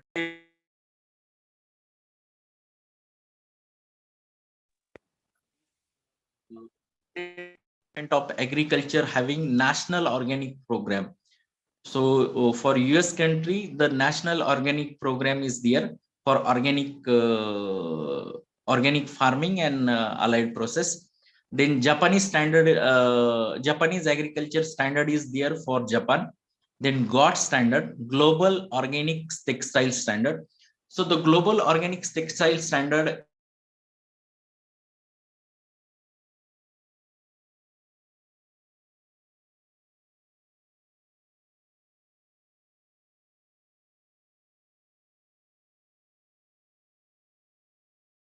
So for a specific gening and pressing process, GOTS standard is associated, and GOTS standard work over only for the organic grown cotton. So GOTS standard is very important for us because we have to majorly export cotton and textile product to overseas. So this GOTS standard is very important for us. Then Quebec standard is there. So Quebec standard is Canadian organic standard, which are associated with Canada. Then some private standard is there. So the in private standard we have to inform that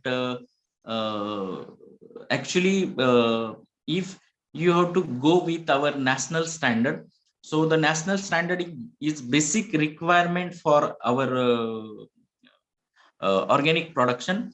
But if buyer want the additional standard, so this additional private standard is there. So Demeter standard from Germany, if you want to export your product in Germany, and buyer want this additional standard because it is very trustworthy standard for their people, for this country's people.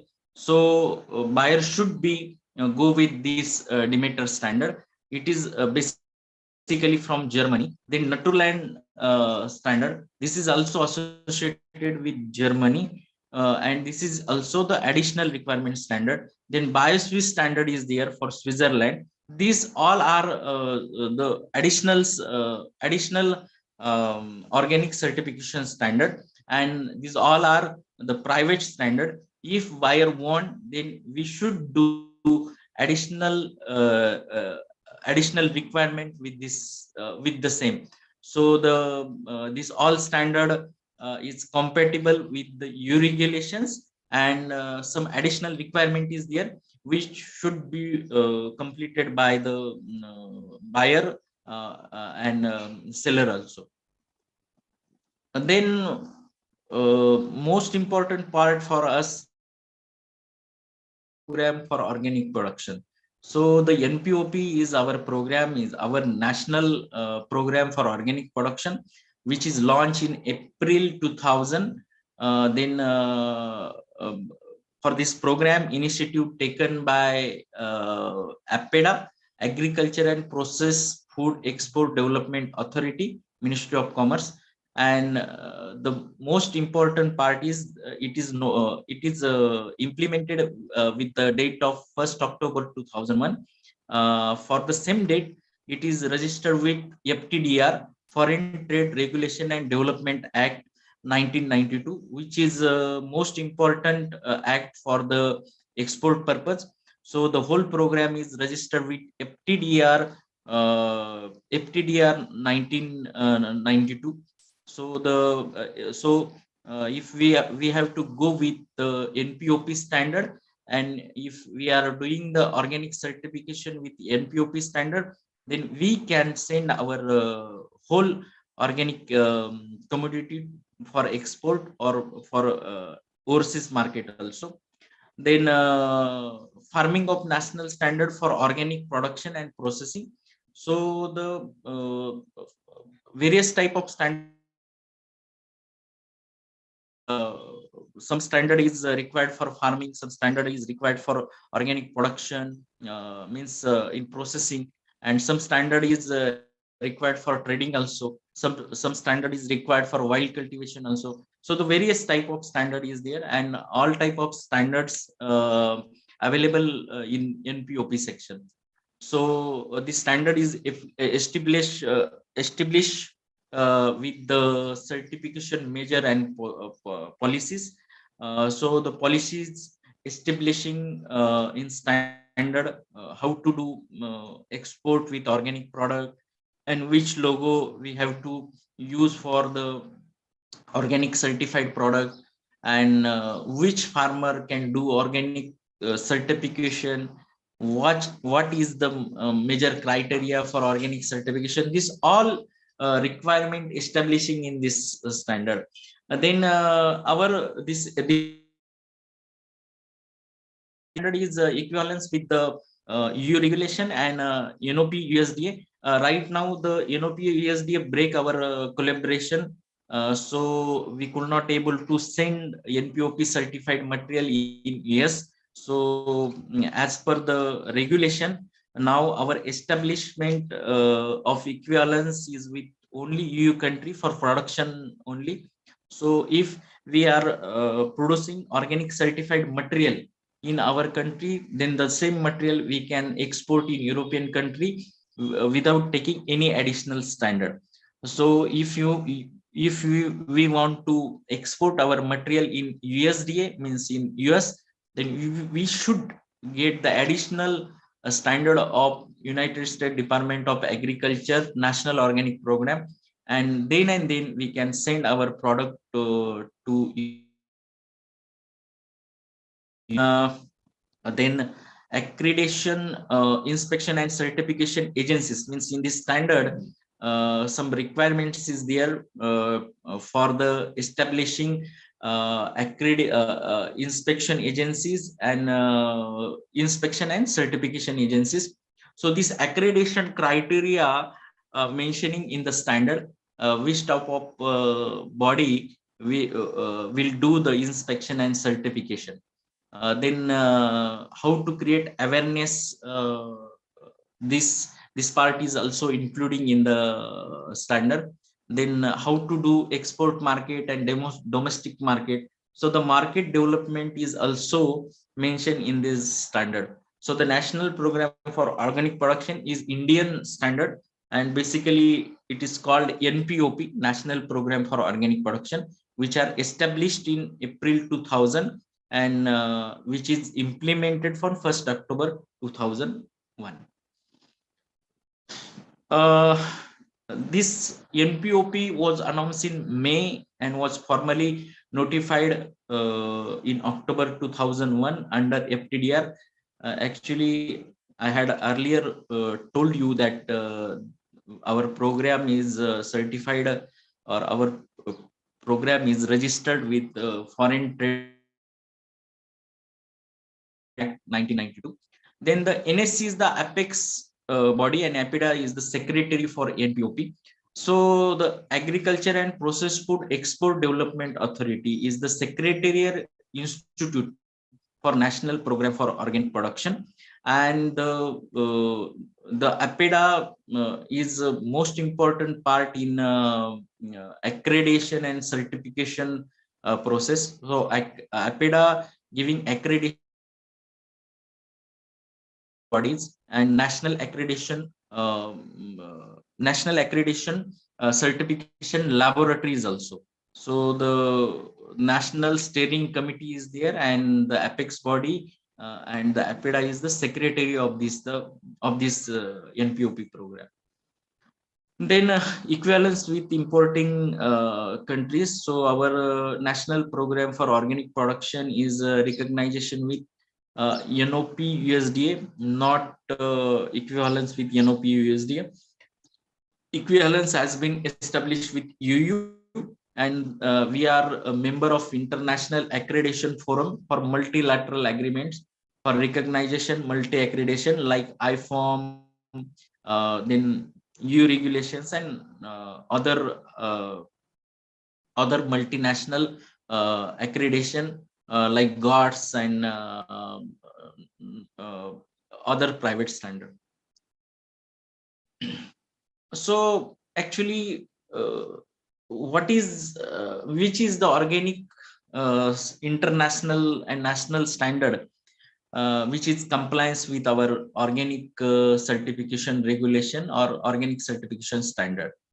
So the most important part is Codex Alimentarius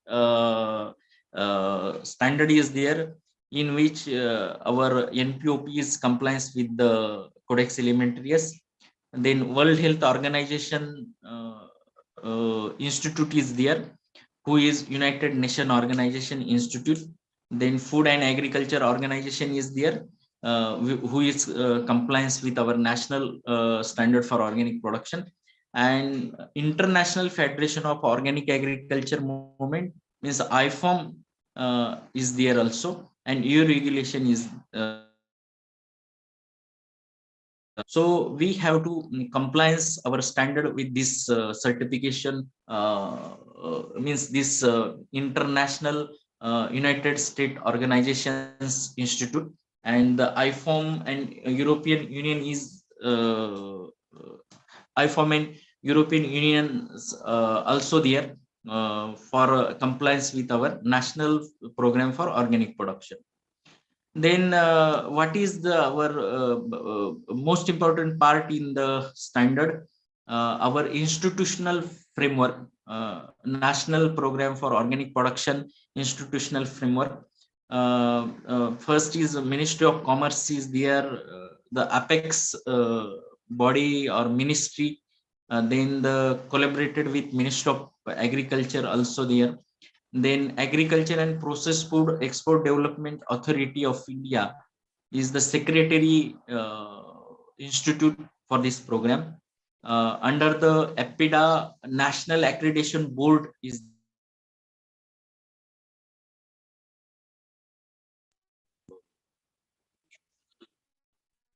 after the EPIDA, the certification and accreditation criteria of certification body and analytical laboratory. So the under certification body, producer, processor, and trader is there. So producer means who? The farmer is producer. Processor means on the organic farm product, who is processing. So this is the processor. And traders means the exporter and other people who is engaged in the trading. So the for processor, producer, and traders is doing organic certification basically under the certification body, and certification body check their samples from analytical laboratory. So this whole national program for organic production institutional framework. Then actually what is the standard? Means how to do organic farming. For how to do means which are the regulations for organic farming is nothing but the standard. So the our national program for organic production standards divided into 8 section. In first section, all definitions including in the section 1. Then in section 2, what is the scope and what is the structure of national program for organic production, including in section 2.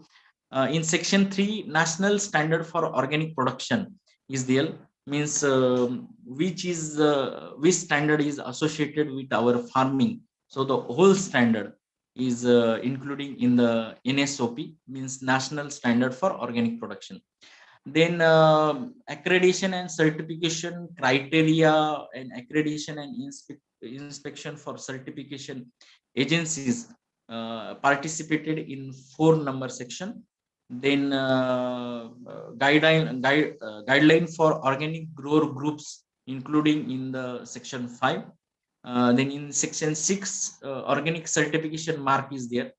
If you have to shown our slide in right hand side, this lotus picture is there. This is our organic certification standards logo.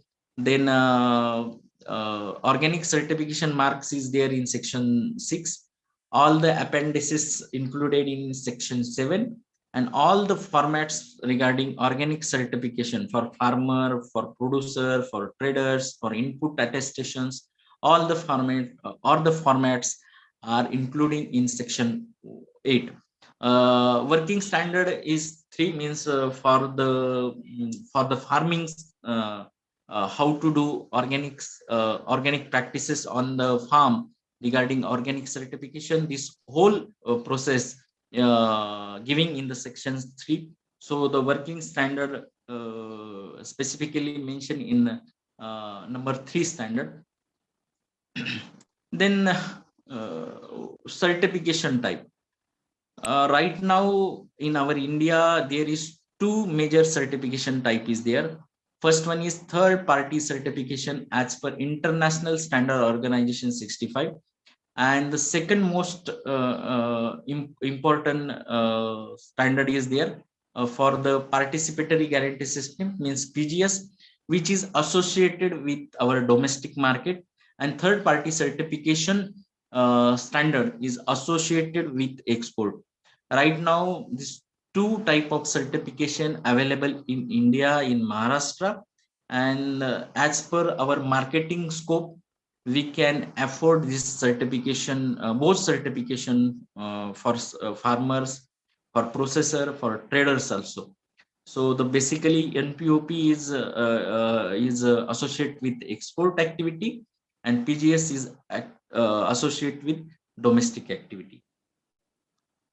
In third party certification, we should certified a farm as per the regulations. And in the third party certification, the farmers is typically required to engage in a number of few activities in addition to normal farming operations, means which are mentioning in the standard. Then third party certification, the study the organic standard, which is covered in specific details what is and is not allowed for every aspect of farming, including storage, transport, and sale. So the whole chain of custody, you should how to maintain chain of custody in organic certification, which are mentioned in the standard. So the study of organic standard is very important in certification system. Then following some requirement in third party organic certification. First is compliance. So as per national standard for organic production standard, you should compliance with this standard. If you want to do organic certification for your farm, so you should compliance your farm with the standard, your farm practice or according to the standard. Then second most important part for organic certification is documentation. So which type of documentation required in the organic certification? So the first is farm diary is most important, in which your day-to-day activity should be mentioned.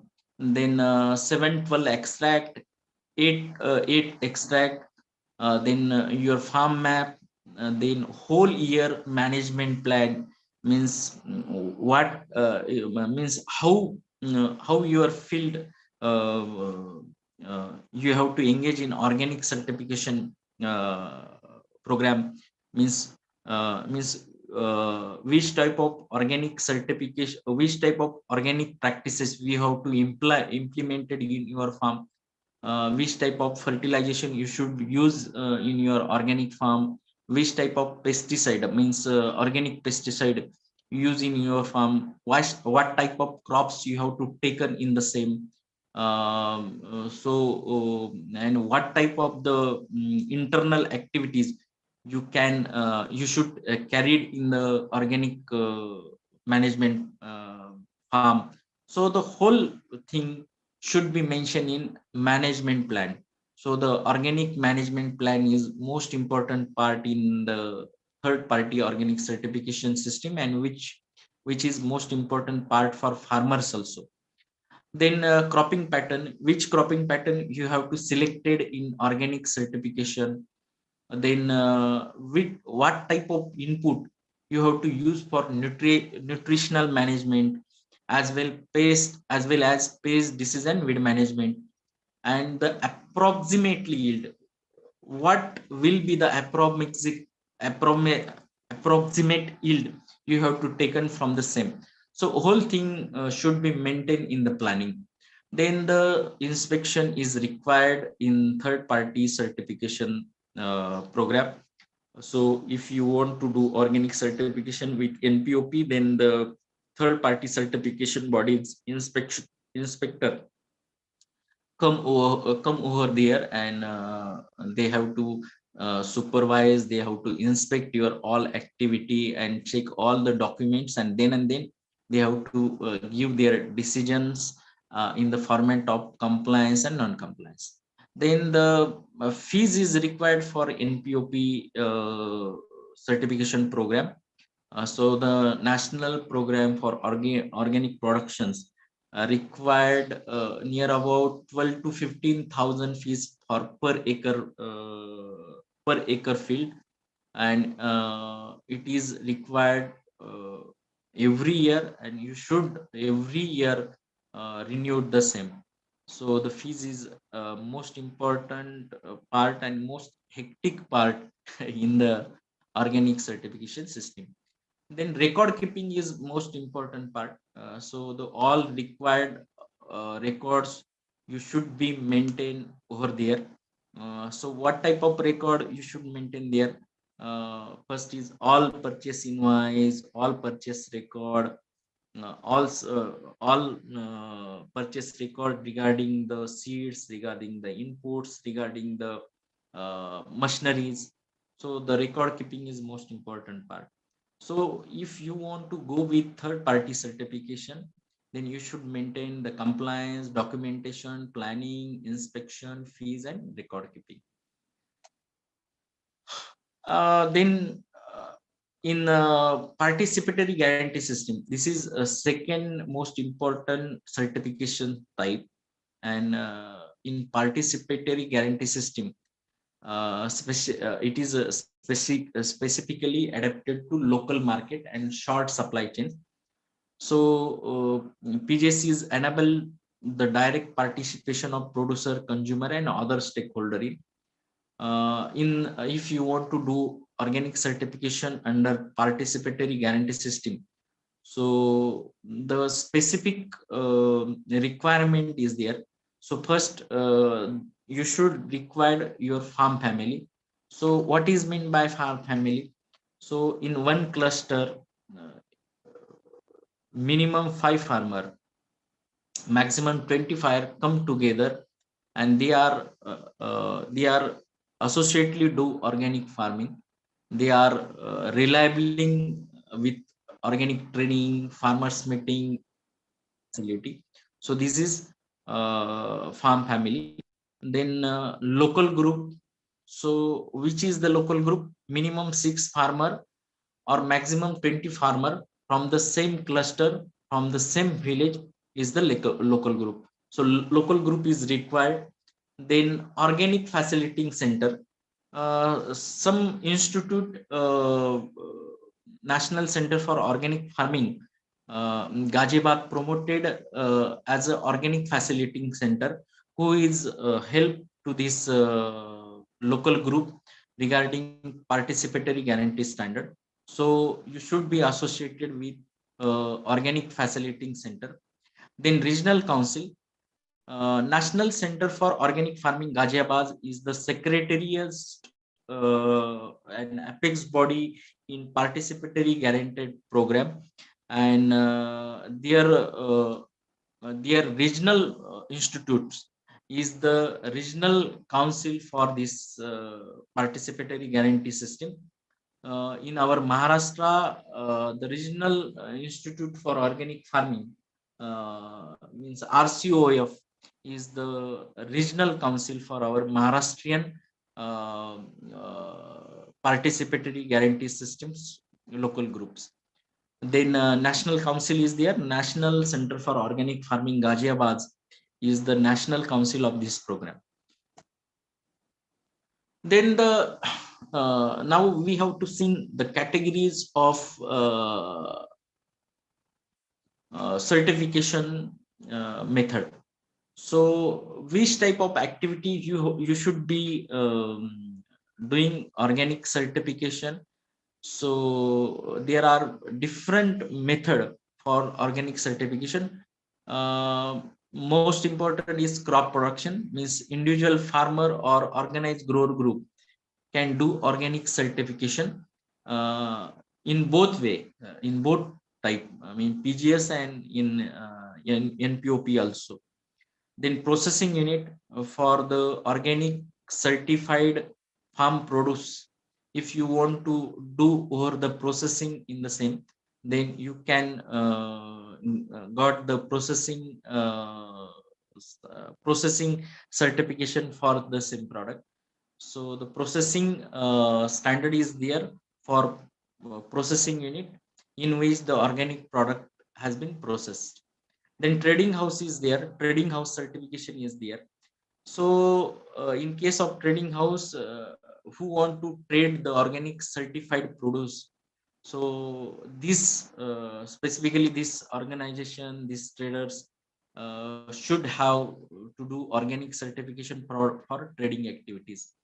Then wild cultivation or wild collection activities there. So in forest, some aromatics and some medicinal plant is there. So who want to do the business export or domestic business with this product, which are grown in forest, with the help of their with the help of their Adivashi farmers, you should do this wild collection activity. In wild collection activity, aula, rita, then honey, like more product is there, who is basically from medicinal and aromatic origin. Then animal husbandry's organic standard is there. So if you want to do your animal husbandry under the NPOP guidelines or in organic certification standard, then you should do the organic certification standard for your animal husbandry unit. Then aquaculture standard is there for fish, prawns, and in some aquatic animal, you can do or you can got the certification standard for aquaculture also. Then separate beekeeping organic regulation is there. So if you want to grow organic honey with with the honey box, means artificial honey box, then the beekeeping standard for the same is available with National Program for Organic Production. Then input attestation is there. So mostly the organic farmers are purchasing advanced technological product from market. So these are nothing but inputs like biofertilizer, biopesticide, growth hormone, which are initially made by the organic or natural products. So according to their integrity, the organic certification required for the same. If you want to use this product in your organic farm, then it should be certified from any accredited certification body. So the input attestation is there. So these are the various method of certification: crop production, processing, trading, wild collection, animal husbandry, aquaculture, beekeeping, and input attestation. Then uh, uh, then the process of input attestation means what type of attestations, what type of input attestation is certified by National Program for Organic Production. So the ingredient are basically from plant, animal, or microbials or minerals origin, which may be undergo the following process, means physical, enzymatic, or microbial. So the ingredients which are made from plants, animal, or microbes, and which are gone through the process of physical process, enzymatic process, or microbial process. So such product certified as an input attestation program. And then their use does not result in or contribute to unacceptable effect or on contamination of the environment, including soil organism.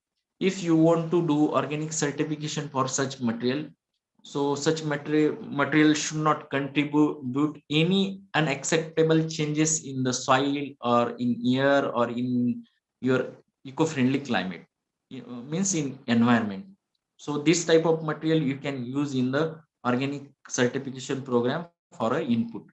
Then their use has no unacceptable effect on the quality and safety of the final products. if you have to certify such product, then such product should not be create any unusual effect, any type of contamination in the farm, in the environment, or in the year. So as per the quality or as per the integrity of product, the certification standard keep the care regarding the same. Then the following checklist should be used for amending the permitted substance list for the purpose of plant disease or pest and weed control. So in this checklist, some the material is essential for control of harmful organism or a particular disease for which other biological, physical, or plant-breeding alternatives or effective management techniques are not allowed. Means if you want to produce the organic input, then you should be not use any harmful organism or particular disease which is other biological, physical, or plant breeding alternatives or effective management techniques you should not use in the your production method. Then the substance means active compound should be plant, animal, microbial, or mineral origin, which may undergo the following process, which has I told you earlier that the substance should be origin from mineral, origin from microbial, or origin from plant or animal, and such substance should be undergo with physical enzymatic or microbial process only. Then the such type of product should not create any contamination or any adverse effect over the climate. Then the natural identical products such as pheromones, which are chemically synthesized, may be considered if the product are not available in the sufficient quantities in the natural farm. So you can use the pheromone traps because these are not available naturally in your farm. So the nature identical product with our natural products you can use in your organic certified farm. Then the evaluation with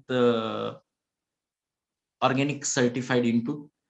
So the evaluation undergoes with the necessity. If what type of necessity is there, means the necessity of each input must be established. This will be investigated in the contest in which the product will be used. Arguments to prove the necessity of the input may be drawn from such a criteria as a yield, product quality, environmental safety, ecological protection, landscape, human and animal welfare. The use and input may be restricted to.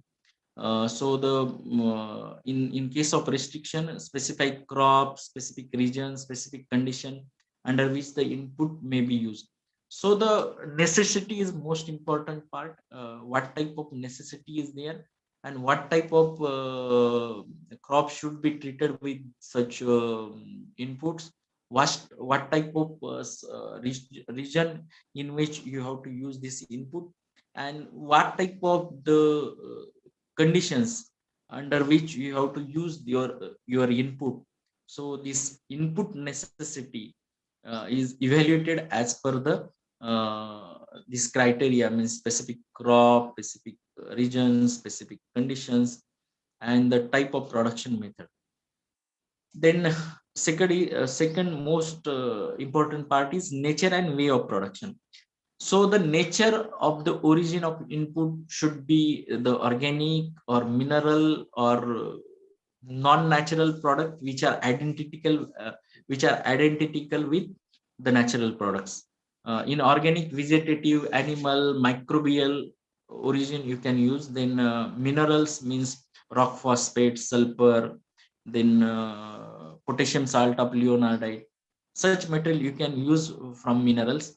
Then non-natural products which are chemically synthesized and identical to natural products, you should be used in organic certification process. So the pheromone traps, yellow and blue sticky trap included in the same. And then way of the production. So which type of production evaluated in organic certification process for the input.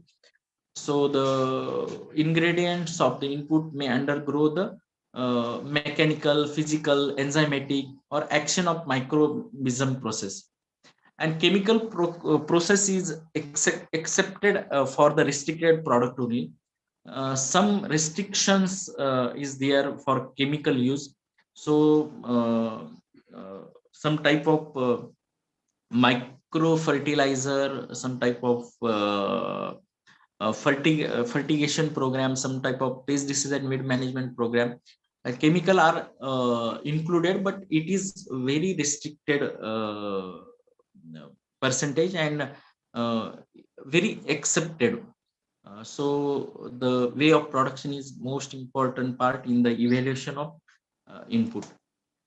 Then the collection, from where you have to collect the raw material for this input. So what if you have to collect from the material from natural habitat, so you should not create any adverse effect over there. Then you should maintain any places within the collection area, or you should not affect, or you should not create any adverse effect over there for the species which are living in your collection area, means your material collection area. Then third one is environment. So if you have to doing the organic certification process for your input attestation program or your inputs, so the this product is this product should be environmental safety. It should be degradable, means within the period it should be degradable with mineralization. Then acute toxicity to non-target organism. So it is only toxic with specified organism. For the same we have to use in the organic farming practices, but it should be not create adverse effect over other animal or other organisms. It should be not create any long-term chronic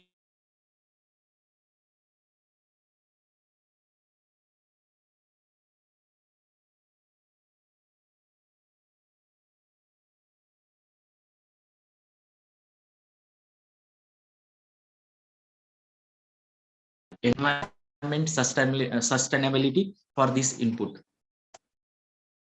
Then fourth one is you should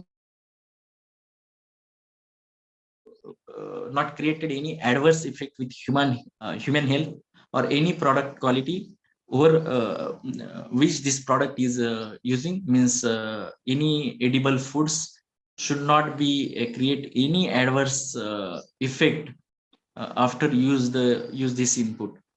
And then fifth one is ethical aspect. So it should any adverse effect with animal or any negative influence on the natural behavior or physical functioning of the animals which are kept at the farm. So it should be well versed with the animal also. Then last but not least, socio-economic aspect. So the input should not meet resistant or opposition of the consumers of organic products. An input might be considered by consumer to be unsafe to the environment or human health, although it has not been scientifically proven. Input should not interfere with the general feeling or opinion about what is the natural or organic. Example is genetical engineering.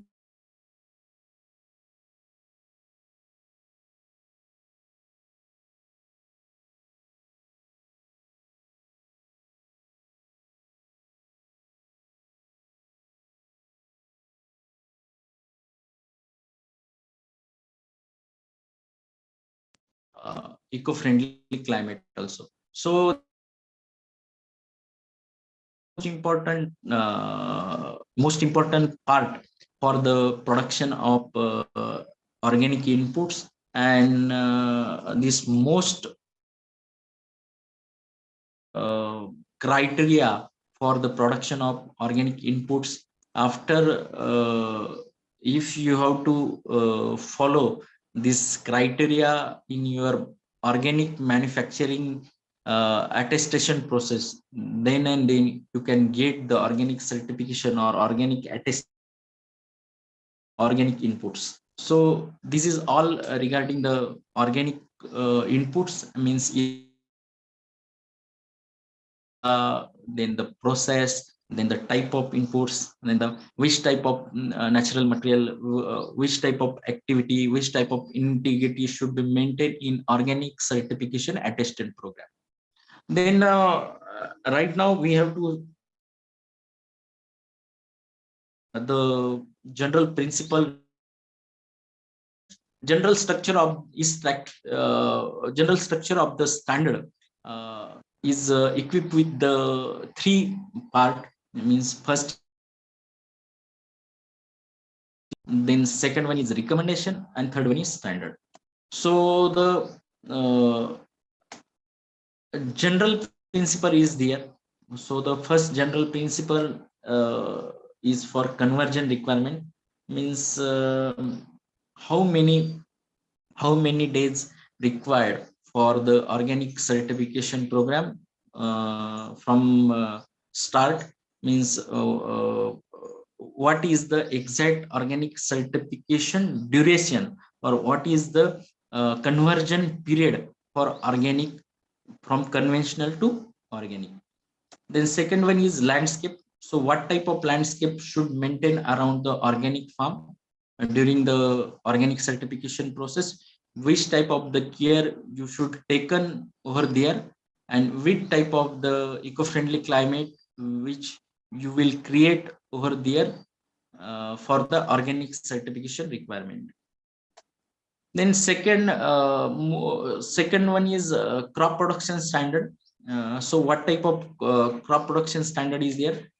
So the first one is conversion period.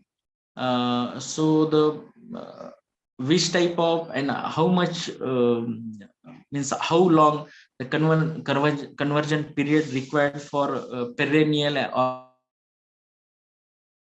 crops. Then second one is crop diversity, which type of diversity required for organic certification in our farm. Then third one is fertilization policy. So which type of fertilizer you should apply over there in organic farm, which type of fertilizer you could not able to apply there, how to how to use fertilization policy for the organic products or organic plants. Then contamination during the organic certification period, after conversion conventional to organic, and if any conventional farm adjoining with your organic farm, so how you have to control contamination from neighboring farm, how you have to control contamination from other other infections, how you should be how you should be keep your farm contamination free. So these all type of requirements mentioning in this contamination in crop production.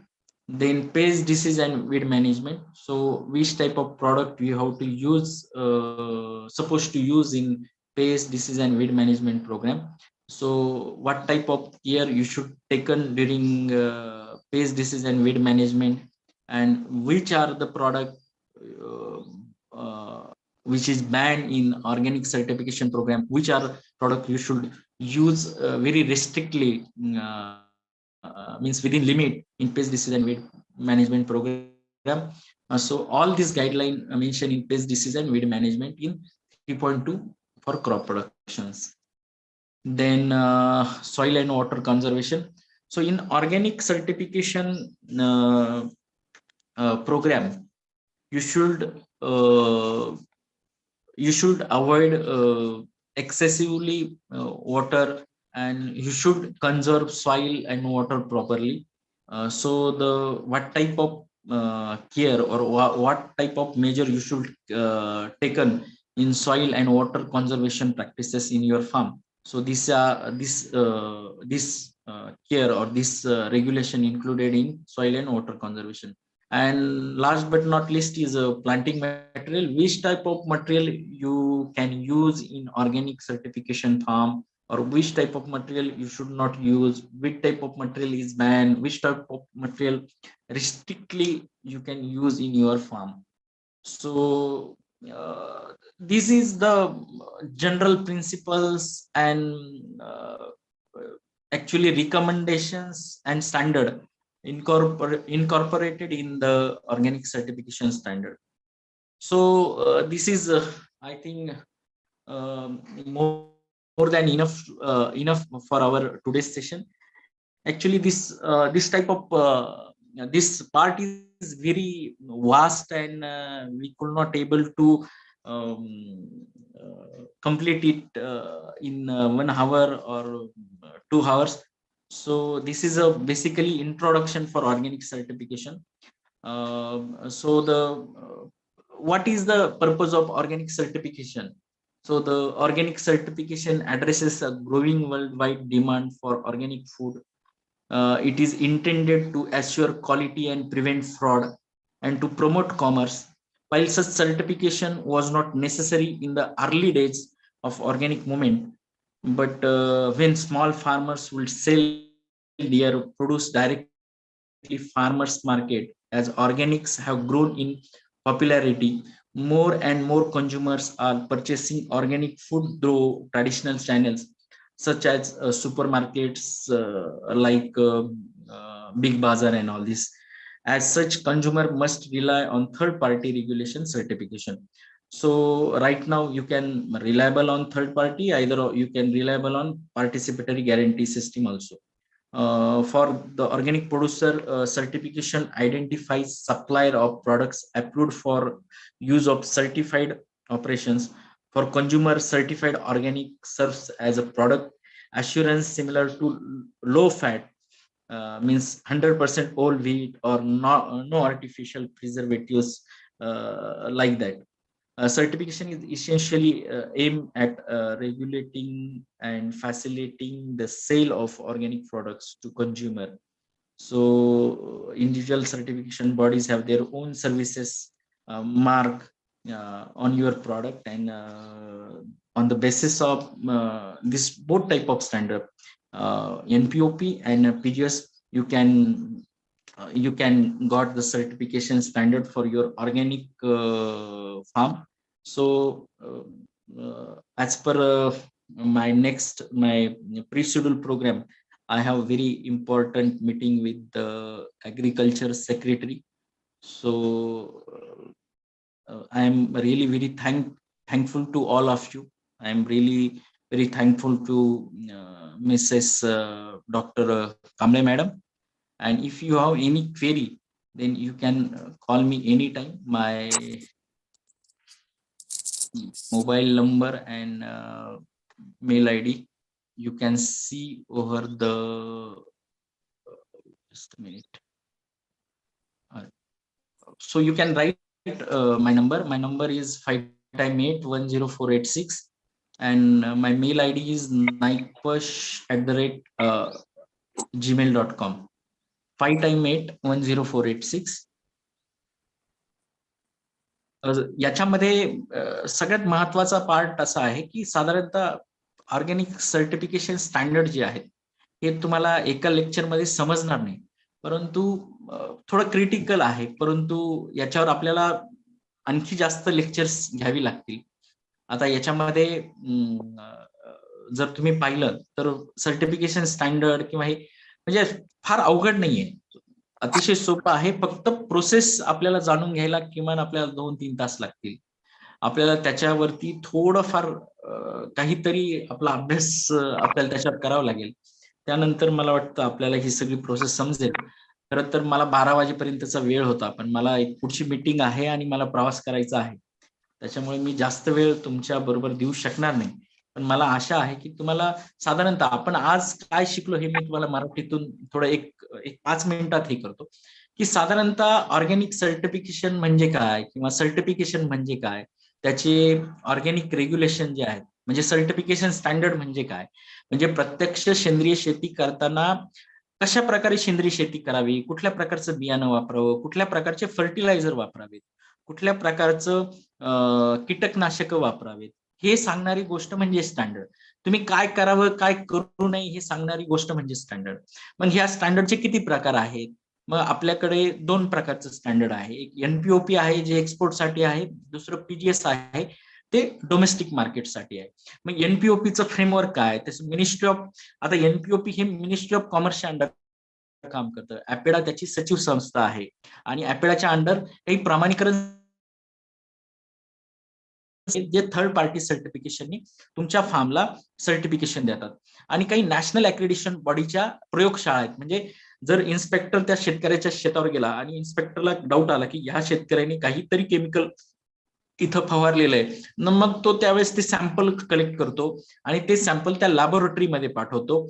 लॅबोरेटरीवाले कुठल्याही प्रकारचं माल functioning न करता तो report देतात आणि त्याच्यावरून साधारणतः आपल्याला आयडिया येते की शेतामध्ये कुठलं केमिकल वापरलेलं आहे की नाही.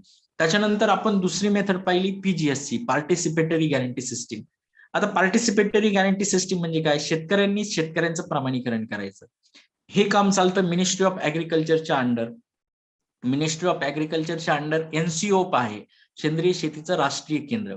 आणि त्याच्या ज्या इतर संस्था आहेत, म्हणजे त्याच्या ज्या प्रादेशिक संस्था आहेत, जसं आपल्याकडे आरसीओप आहे नागपूर, तर त्या संस्था ह्या शेतकऱ्यांचं सर्टिफिकेशन करण्यासाठी मदत करतात. त्यासाठी त्यांना काही फॅसिलिटी एजन्सीज देतात.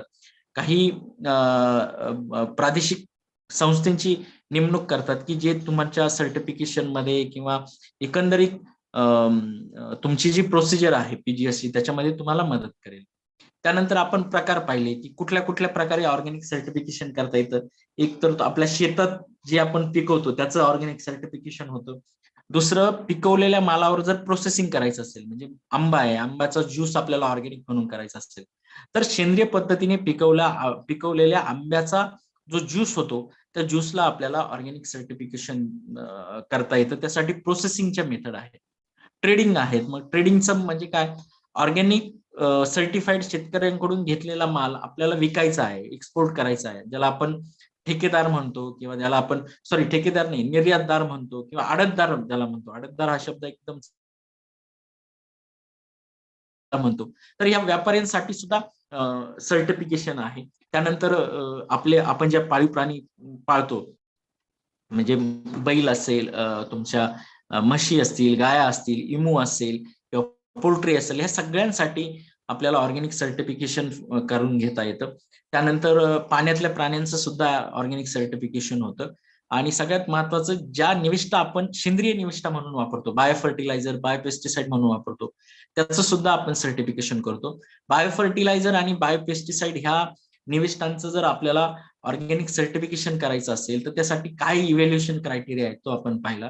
त्यानंतर ऍक्च्युअली आपण सर्टिफिकेशन स्टँडर्ड कुठले कुठले आहेत ते आपण पाहिले. ह्या सगळ्यामध्ये म्हणजे ही सगळी जी सिस्टीम आहे ही तुम्हाला एका दिवसात समजेल असं नाही, त्याला थोडा वेळ लागेल. पण तुम्हाला जर काही याच्यात शंका असतील किंवा तुम्हाला काही याच्यामध्ये अजून माहिती हवी असेल तर तुम्ही मला कधीही फोन करा. मला तुमच्या समोर बोलण्याची संधी डॉक्टर दीपाली कांबळे मॅडम आणि त्यांच्या संस्थेने दिली. त्यांच्या कृषी विज्ञान केंद्राने जी बदनापूरला आहे, जे वसंतराव नाईक मराठा कृषी विद्यापीठाचं आहे, त्यांनी संधी दिली. तर मी आपल्या सर्वांचे त्यासाठी खूप खूप आभार व्यक्त करतो आणि थांबतो. आपले काही प्रश्न असतील तर विचारा, अदरवाईज आपण थांबूयात. Thank you madam. धन्यवाद सर. आपण जवळजवळ 1.5 तास आमचे जे पार्टिसिपेंट आहेत, ट्रेनीज आहेत, त्यांना खूप चांगलं मार्गदर्शन केलं आणि I hope everyone understood the part of organic certification, regulation, certification process, then which are the main important organization which is involved in that certification process, how much time is required to convert that organic farm into the conventional farm into the organic farm. I hope everyone understand all the things very deeply. If you have any query or any question, you put the question in a chat box. Otherwise, we can leave the meeting. Once again, I'm really thankful to you, sir. You spare your very valuable just time for us. मनपूर्वक आभारी आहे कृषी विज्ञान केंद्र Badnapur Jalna 2 Thank you. तर्फे. तर आपण आमच्यासोबत Thank जोडले आणि खूप चांगलं मार्गदर्शन केलं. So thanks a lot sir. Thank you very much, ma'am. Thank you. Okay.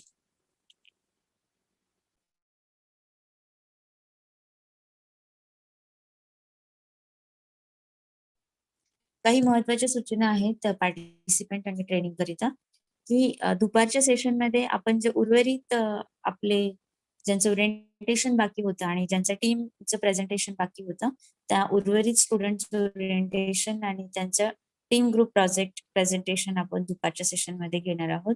ठीक 2 वाजता ते सेशन सुरू होईल. 2 ते 4 या दरम्यान आपल्याला सगळं संपवायचं आहे. आणि सगळ्यात महत्वाची गोष्ट आहे उद्या आहे दुपारच्या सेशन मध्ये. उद्या सकाळी डॉक्टर अनुप दास सर सकाळी आपल्याला मार्गदर्शन करतील. त्यानंतर श्रीयुत हरिभाऊ वाघमारे सर आहेत. ते सुद्धा एक्सपोर्ट बद्दल मार्गदर्शन करणार आहेत सकाळच्या सत्रामध्ये. आणि आफ्टरनून सेशन मध्ये आपलं व्हॅलिडेटरी सेशन आहे. त्या व्हॅलिडेटरी सेशनला सर्वांनी उपस्थित राहणं बंधनकारक आहे. त्यानंतर त्या सेशनसाठी काही नावं रजिस्टर करा जे मला तिकडे बोलणार आहेत. आपला फीडबॅक देणार आहेत 10 दिवसाच्या ट्रेनिंगचा. तर तो सुद्धा मला ज्यांना कोणाला द्यायचा आहे तर त्यांनी काय करायचंय त्यांची नावं रजिस्टर करा. अदरवाईज आपला जो व्हॉट्सअप ग्रुप आहे त्याच्यामध्ये शेअर करा की if you are really interested to share your feedback with us in a validatory session in a front of dignitaries you just suggest your name along with your training ID. Okay. I hope you understand all the part. सर्वांना समजलंय? Do answer my question? Yes or no? Yes, ma'am. Yes, ma'am. Okay, then join the meeting dot 2 o'clock. We'll continue our orientation along with the presentation session. Okay, and tomorrow don't miss both the sessions, morning and afternoon session. Very, very important. Tomorrow is the last day of our training. So convince your all the colleague and also your colleague friends to join the session, both the session, morning and afternoon session. Okay, all the best for your presentation.